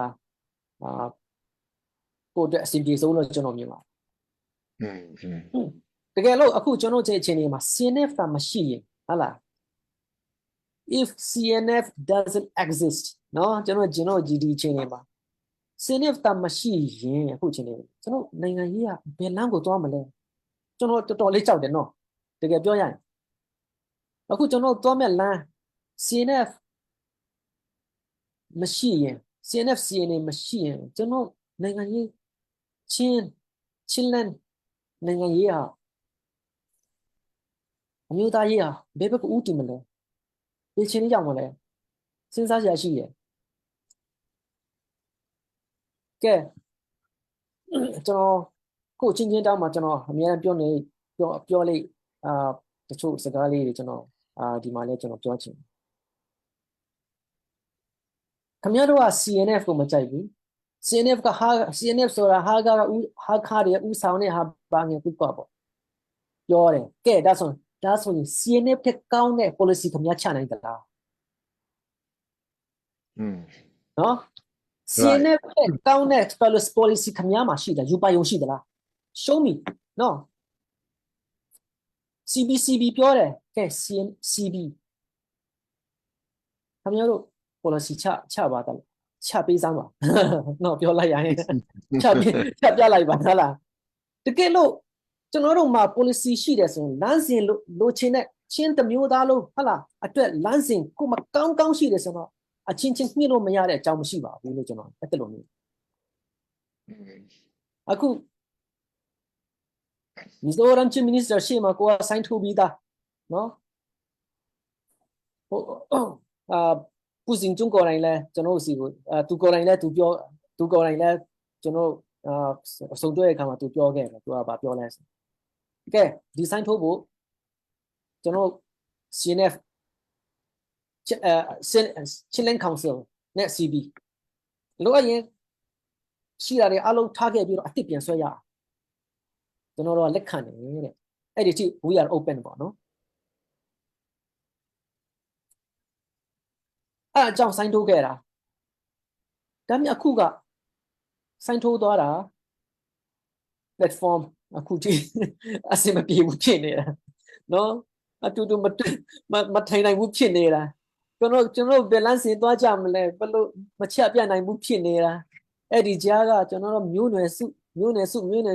ရှင်ပြန်ပြီးတော့ဒီဟာဟိုမျိုးနွယ်စုကဥဆောင်တဲ့ဟာဟိုမျိုးနွယ်စုကမကောင်းဘူးဒီမျိုးသူတို့ကဒီတို့အောက်မှာရှိရမယ်တို့အပေါ်ကနေအားလုံးtop down system နဲ့လောက်တာခင်ဗျားတို့လက်ခံရမယ်ပြင်အခုကဖြစ်နေတဲ့ဟာကကဲဟို2008အခြေခံဥပဒေမှာရှိနေတဲ့ township system ကိုခင်ဗျားတို့လက်ခံရမယ်ဆိုတဲ့သဘောပုံစံတွေပေါ့နော်ဆိုတော့ကျွန်တော်တို့မှာပြောချင်တာကျွန်တော်တို့မှာဒီထက်အဆင်ပြေတဲ့လမ်းစဉ်ရှိပါသလားနော်လမ်းစဉ်ရှိပါသလားမရှိဘူးဆိုရင်တော့ရှိတဲ့ဟာကိုကျွန်တော်တို့အကောင်းဆုံးဖြစ်အောင်အဆင်ပြေနိုင်ဆုံးဖြစ်အောင်ကျွန်တော်ပါဝင်ဖို့အဲ့ဒါပုံမှsmart ဖြစ်တယ်လို့ကျွန်တော်မြင်နော် smart ဖြစ်တယ်လို့ကျွန်တော်မြင်အဲ့ဒါလိုပါဝင်ခြင်းဖြစ်လေဖြစ်တဲ့မှာပဲကျွန်တော်တို့အားကြောင့်အားလုံးကိုနော်ကျွန်တော်ဇာနဲ့အမျိုးတွေပဲဖြစ်တခြားမျိုးတွေလည်းပဲဖြစ်ရှင်းတမျိုးသားအားလုံးကိုကျွန်တော်ဖိတ်ခေါ်ပါတယ်အားပေးပါတယ်ကျွန်တော်အနေနဲ့ CNF မှာထိတ်ဆုံးကပါဝင်နေသူကျွန်တော်မှာဘာမှ responsibility ရှိပါဘူးကျွန်တော်နဲ့နိုင်ငံရေးရဟလားတော်လှန်ရေးရဟလားကျွန်တော်တို့ပါတင်ကြောင်းပါဝင်တင်ကြောင်းအားပေးတင်ကြောင်းအားပေးချင်တာပါဟလားပဲကျေးဇူးတင်ပါတယ်ဟုတ်ကဲ့ကျေးဇူးရန်တင်နေပြောသွားတာတွေဒီကနေ့ညကျွန်တော်တို့စကားဝိုင်းကတော့တကယ့်ကိုအားရကျဉ်းစရာကောင်းပါတယ်ဒီကျွန်တော်တို့ CNF policy က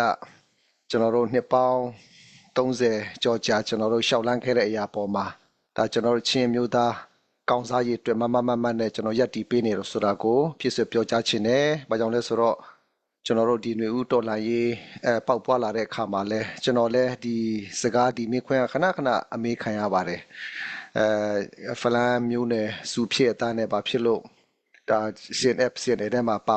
ဝင်တယ်လဲဆိုတာလေကျွန်တော်မေးခွန်းထုတ်ခံခဲ့ရပါတယ်ဒါကကျွန်တော်အများအားဖြေနေကြစကားရှိပါတယ်ဒါ CNF ဆိုတာကဒါဒီဟာခါထန်တလန်လူတွေရဲ့ဖွဲ့စည်းထားတဲ့ဖွဲ့စည်းမဟုတ်ဘူးဒါကျွန်တော်ချင်းတမျိုးသားလုံးနဲ့သက်ဆိုင်တဲ့အဖွဲ့အစည်းဖြစ်တယ်ပြီးတော့ဒီမြန်မာနိုင်ငံအစိုးရကိုယ်တိုင်ကတိုင်းသားလက်နက်ကိုင်ဖွဲ့စည်း ERO ထဲမှာပါဝင်တဲ့အဖွဲ့အစည်းတွေဖြစ်တယ်နိုင်ငံတကာအတိအမှတ်ပြုထားတဲ့အဖွဲ့အစည်းတွေဖြစ်တယ်ကျွန်တော်တို့ချင်းတမျိုးသားလုံးရဲ့အရေးကိုကျွန်တော်တို့ဆောင်ရွက်ချင်တယ်ဆိုရင်တော့ဒါကျွန်တော်တို့ CNF ထဲမှာပူးပေါင်းပါဝင်မှသာလျှင်ဒါကျွန်တော်တို့ချင်းမျိုးသားရဲ့အရေးကိုကျွန်တော်ဆောင်ရွက်နိုင်မှာဖြစ်တယ်ဆိုတာကိုကျွန်တော်အမြဲတမ်းဖြေတယ်ရှိပါတယ်နိုင်ငံတကာတန်တမန်ရေးရမှာပဲဖြစ်ကျွန်တော်တို့ဒီဒုက္ခသည်ရေးမှာပဲဖြစ်ဒါကျွန်တော်တို့ CNF မပါဝင်မှုဆိုရင်ဒါကျွန်တော်တို့ချင်းမျိုးသားရဲ့အရေးမှာကျွန်တော်တို့ခြံထားလို့မရတဲ့အရာဖြစ်ပါတယ်မနဲ့ကျွန်တော်ချင်းလူမျိုးတွေအရေးကြုံလာပြီဆိုရင်အမြဲတမ်းကျွန်တော်တို့ CNF ပါကျွန်တော်ချင်းလူမျိုးတွေအတွက်မရပ်ပေးတဲ့အဖွဲ့အစည်းဆိုတာကိုဒီကညမှာထပ်မံပြီးမှဖြစ်စစ်ပြောကြားခြင်းနဲ့ကျွန်တော်တို့အဓိကလူမျိုးဆွဲဒေတာဆွဲအဲ့ဒါလေးတွေကိုကျွန်တော်တို့မထားဖို့ရန်အတွက်အမတန်မှအရေးကြီးပါတယ်ကျွန်တော်ချင်းဆိုတဲ့ umbrella အောက်ထဲမှာအားလုံးအတူတကွရှောက်လန်းနိုင်မှသာလျှင်ကျွန်တော်တို့လူချင်းတဲ့ပန်းတိုင်ကိုရှောက်လန်းနိုင်ကြမှာဖြစ်ပါတယ်ခုဆက်လက်ပြီးမှညီငယ်မနာတချင်းတစ်ပုတ်လောက်စင်ပြေမလားစင်ပြေတော့ညီငယ်မနာကိုဆက်လက်ပြီးမှအချိန်ပေးသွားချင်ပါတယ်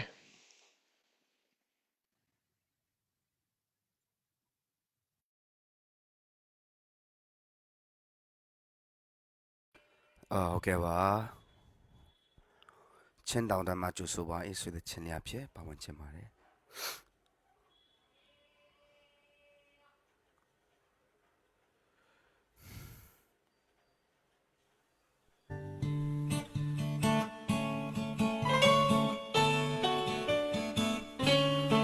ရခိုင်ရိုးမှာတောင်တန်းနဲ့ဆက်နေတဲ့ချင်းတောင်တန်းကလတန်မီမနီပူရာမြစ်စီစင်နေရောက်ဆုံးပါများပွင့်ဖူးတဲ့တင်ရှူချယ်ရီတောင်စလတ်တွေတဘာဝအလားတွေပေါ်ထုတ်လျက်နေ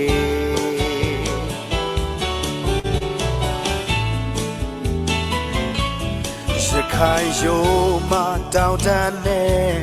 ဆက်နေတဲ့ချင်းတောင်တန်းကလတန်မီမနီပူရာမြစ်စီစင်နေရောက်ဆုံးပါများပွင့်ဖူးတဲ့ထင်ရှူချယ်ရီတောင်စလတ်တွေတဘာဝအလားတွေပေါ်ထုတ်လျက်နေငယ်ချင်းလက်ခဲစံပါအလဲတစ်ခေါက်လက်ခဲစံပါတို့များချင်းတဲ့လက်ထုံးစံမြင်စေခြင်းစတဲ့တောင်ပေါ်ခေါင်းရီချုံမြမြတကြိုင်လောက်တော့အမောပြေဒါဟာလေချင်းပြေရဲ့တလေးတစ်ခုပါ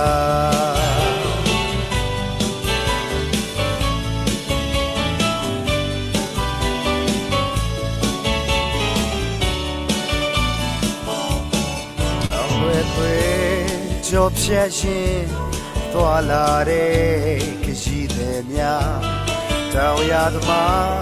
တွေ့ဖို့ဝေးကလမ်းမြေမြေနီလမ်းကလေးကိုလိုက်ပြီးကားလေးစီဖုန်ထလာဒါဟာလေချင်းပြေရဲ့လာတစ်ခုပါချင်းလိုက်ခဲစံပါအလဲတစ်ခေါက်လိုက်ခဲစံပါတို့များချင်းတဲ့လက်ထုံးစံရင်စီခြင်းစတဲ့တောင်ပေါ်ခေါင်းရီချိုများများတကြိုင်လောက်ကောင်းရှင်အမောပြေဒါဟာလေချင်းပြေရဲ့တလေးတစ်ခုပါ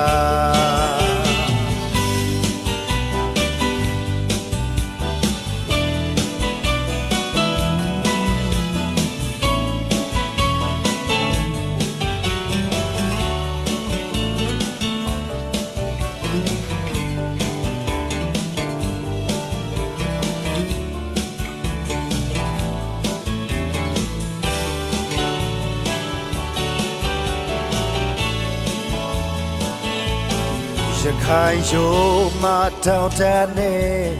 ဆက်နေတဲ့ချင်းတောင်တန်းကလတန်မီမနီပူရာမြစ်စီစင်နေရောက်ဆုံးပါများပွင့်ဖူးတဲ့ထင်ရှူချယ်ရီတောင်စလတ်တွေတဘာဝ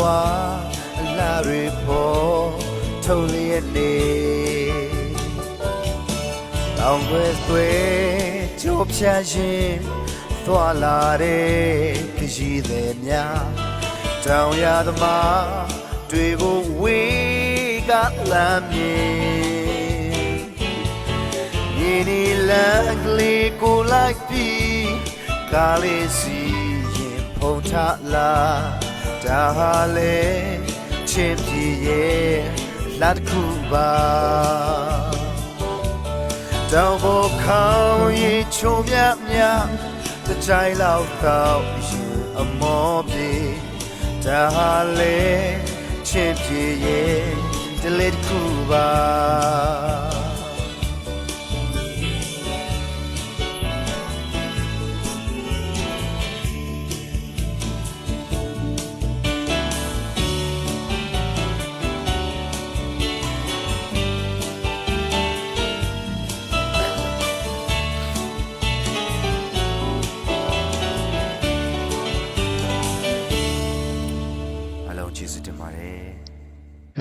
လက်ခေါ်ပါလေးချင်းမြင်ပေးအောင်နော်ကျွန်တော်တို့အဝေးရောက်ချင်းလူမျိုးတွေအတွက်ကျွန်တော်တို့ချင်းတောင်အလွမ်းပြေတဲ့ချင်းလေး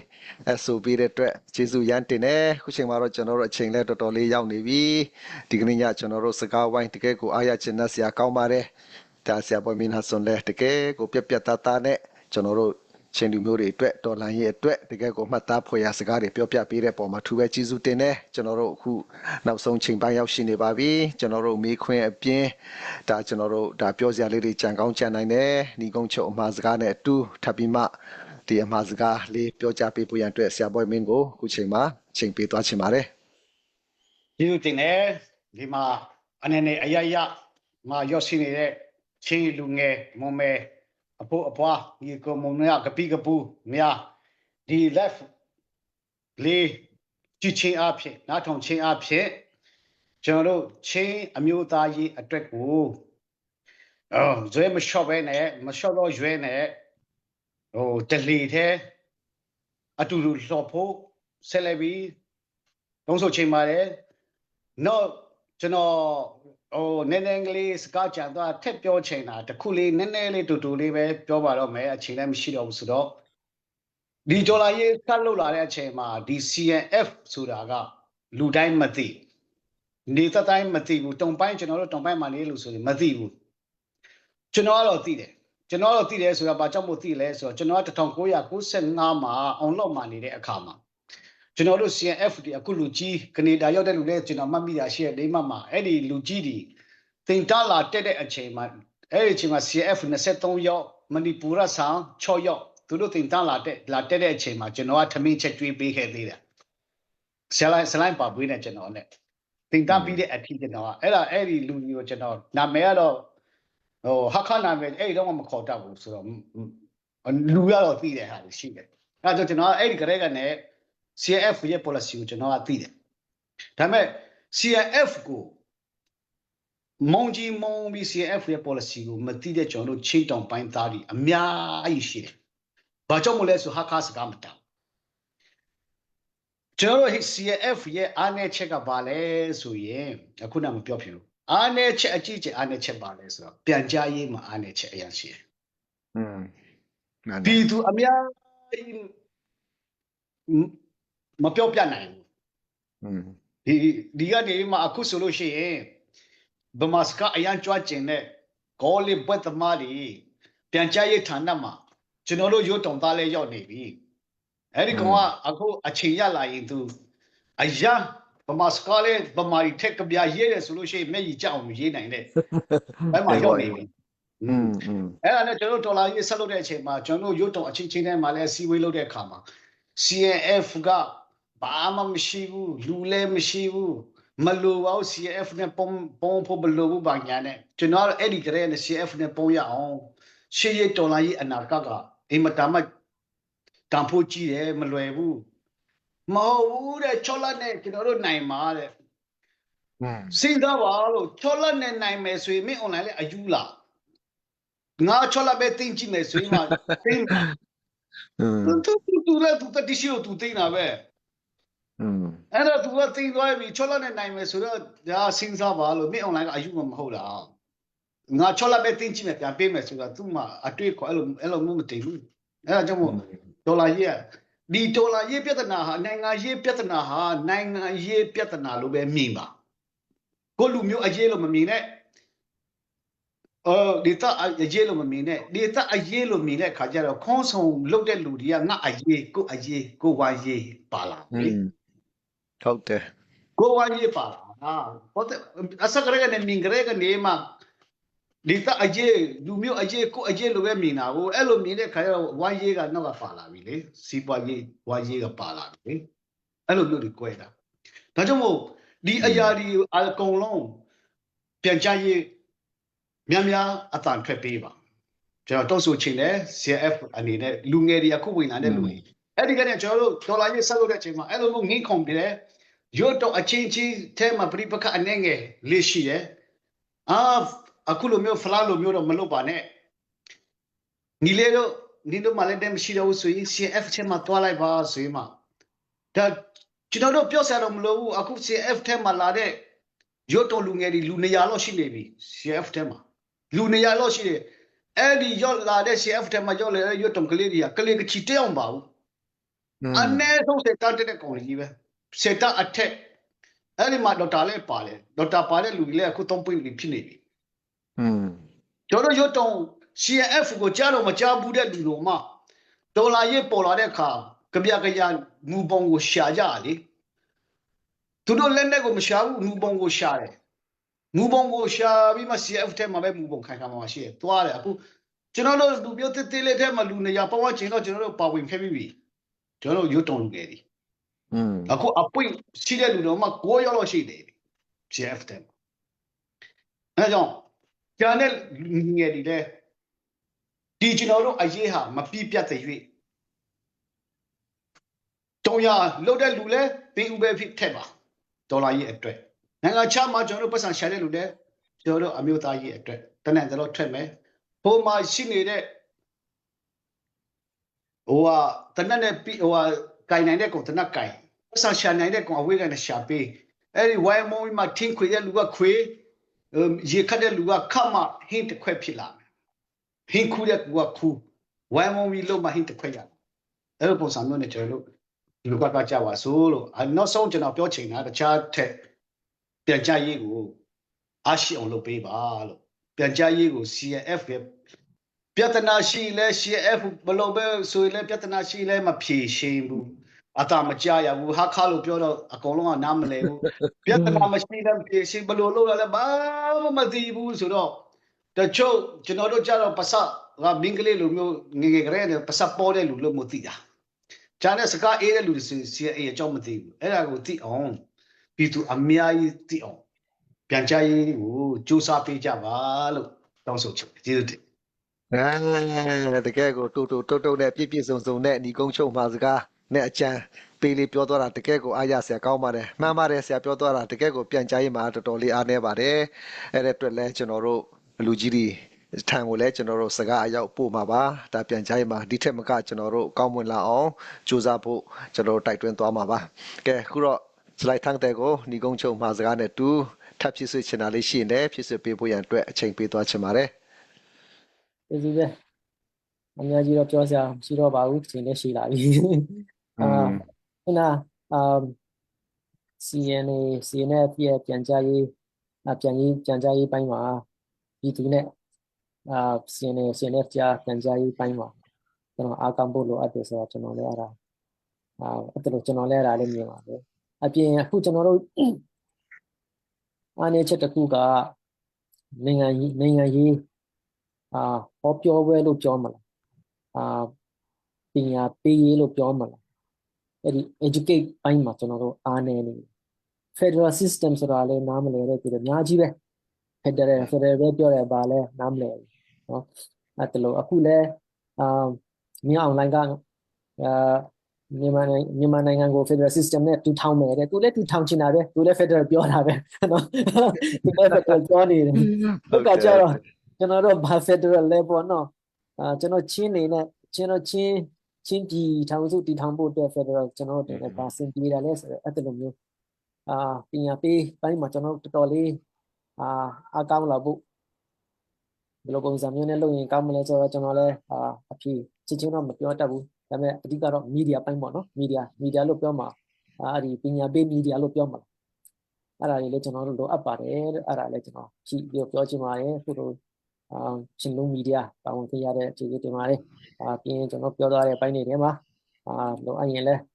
မေးစရာရှိရင်လည်းမချင်တဲ့ဒါရှိရင်လည်းဟာလား personal နဲ့မေးလို့ရပါတယ်နော်ကျေးဇူးပဲဟုတ်ကဲ့ကျေးဇူးတင်တယ်ခုလို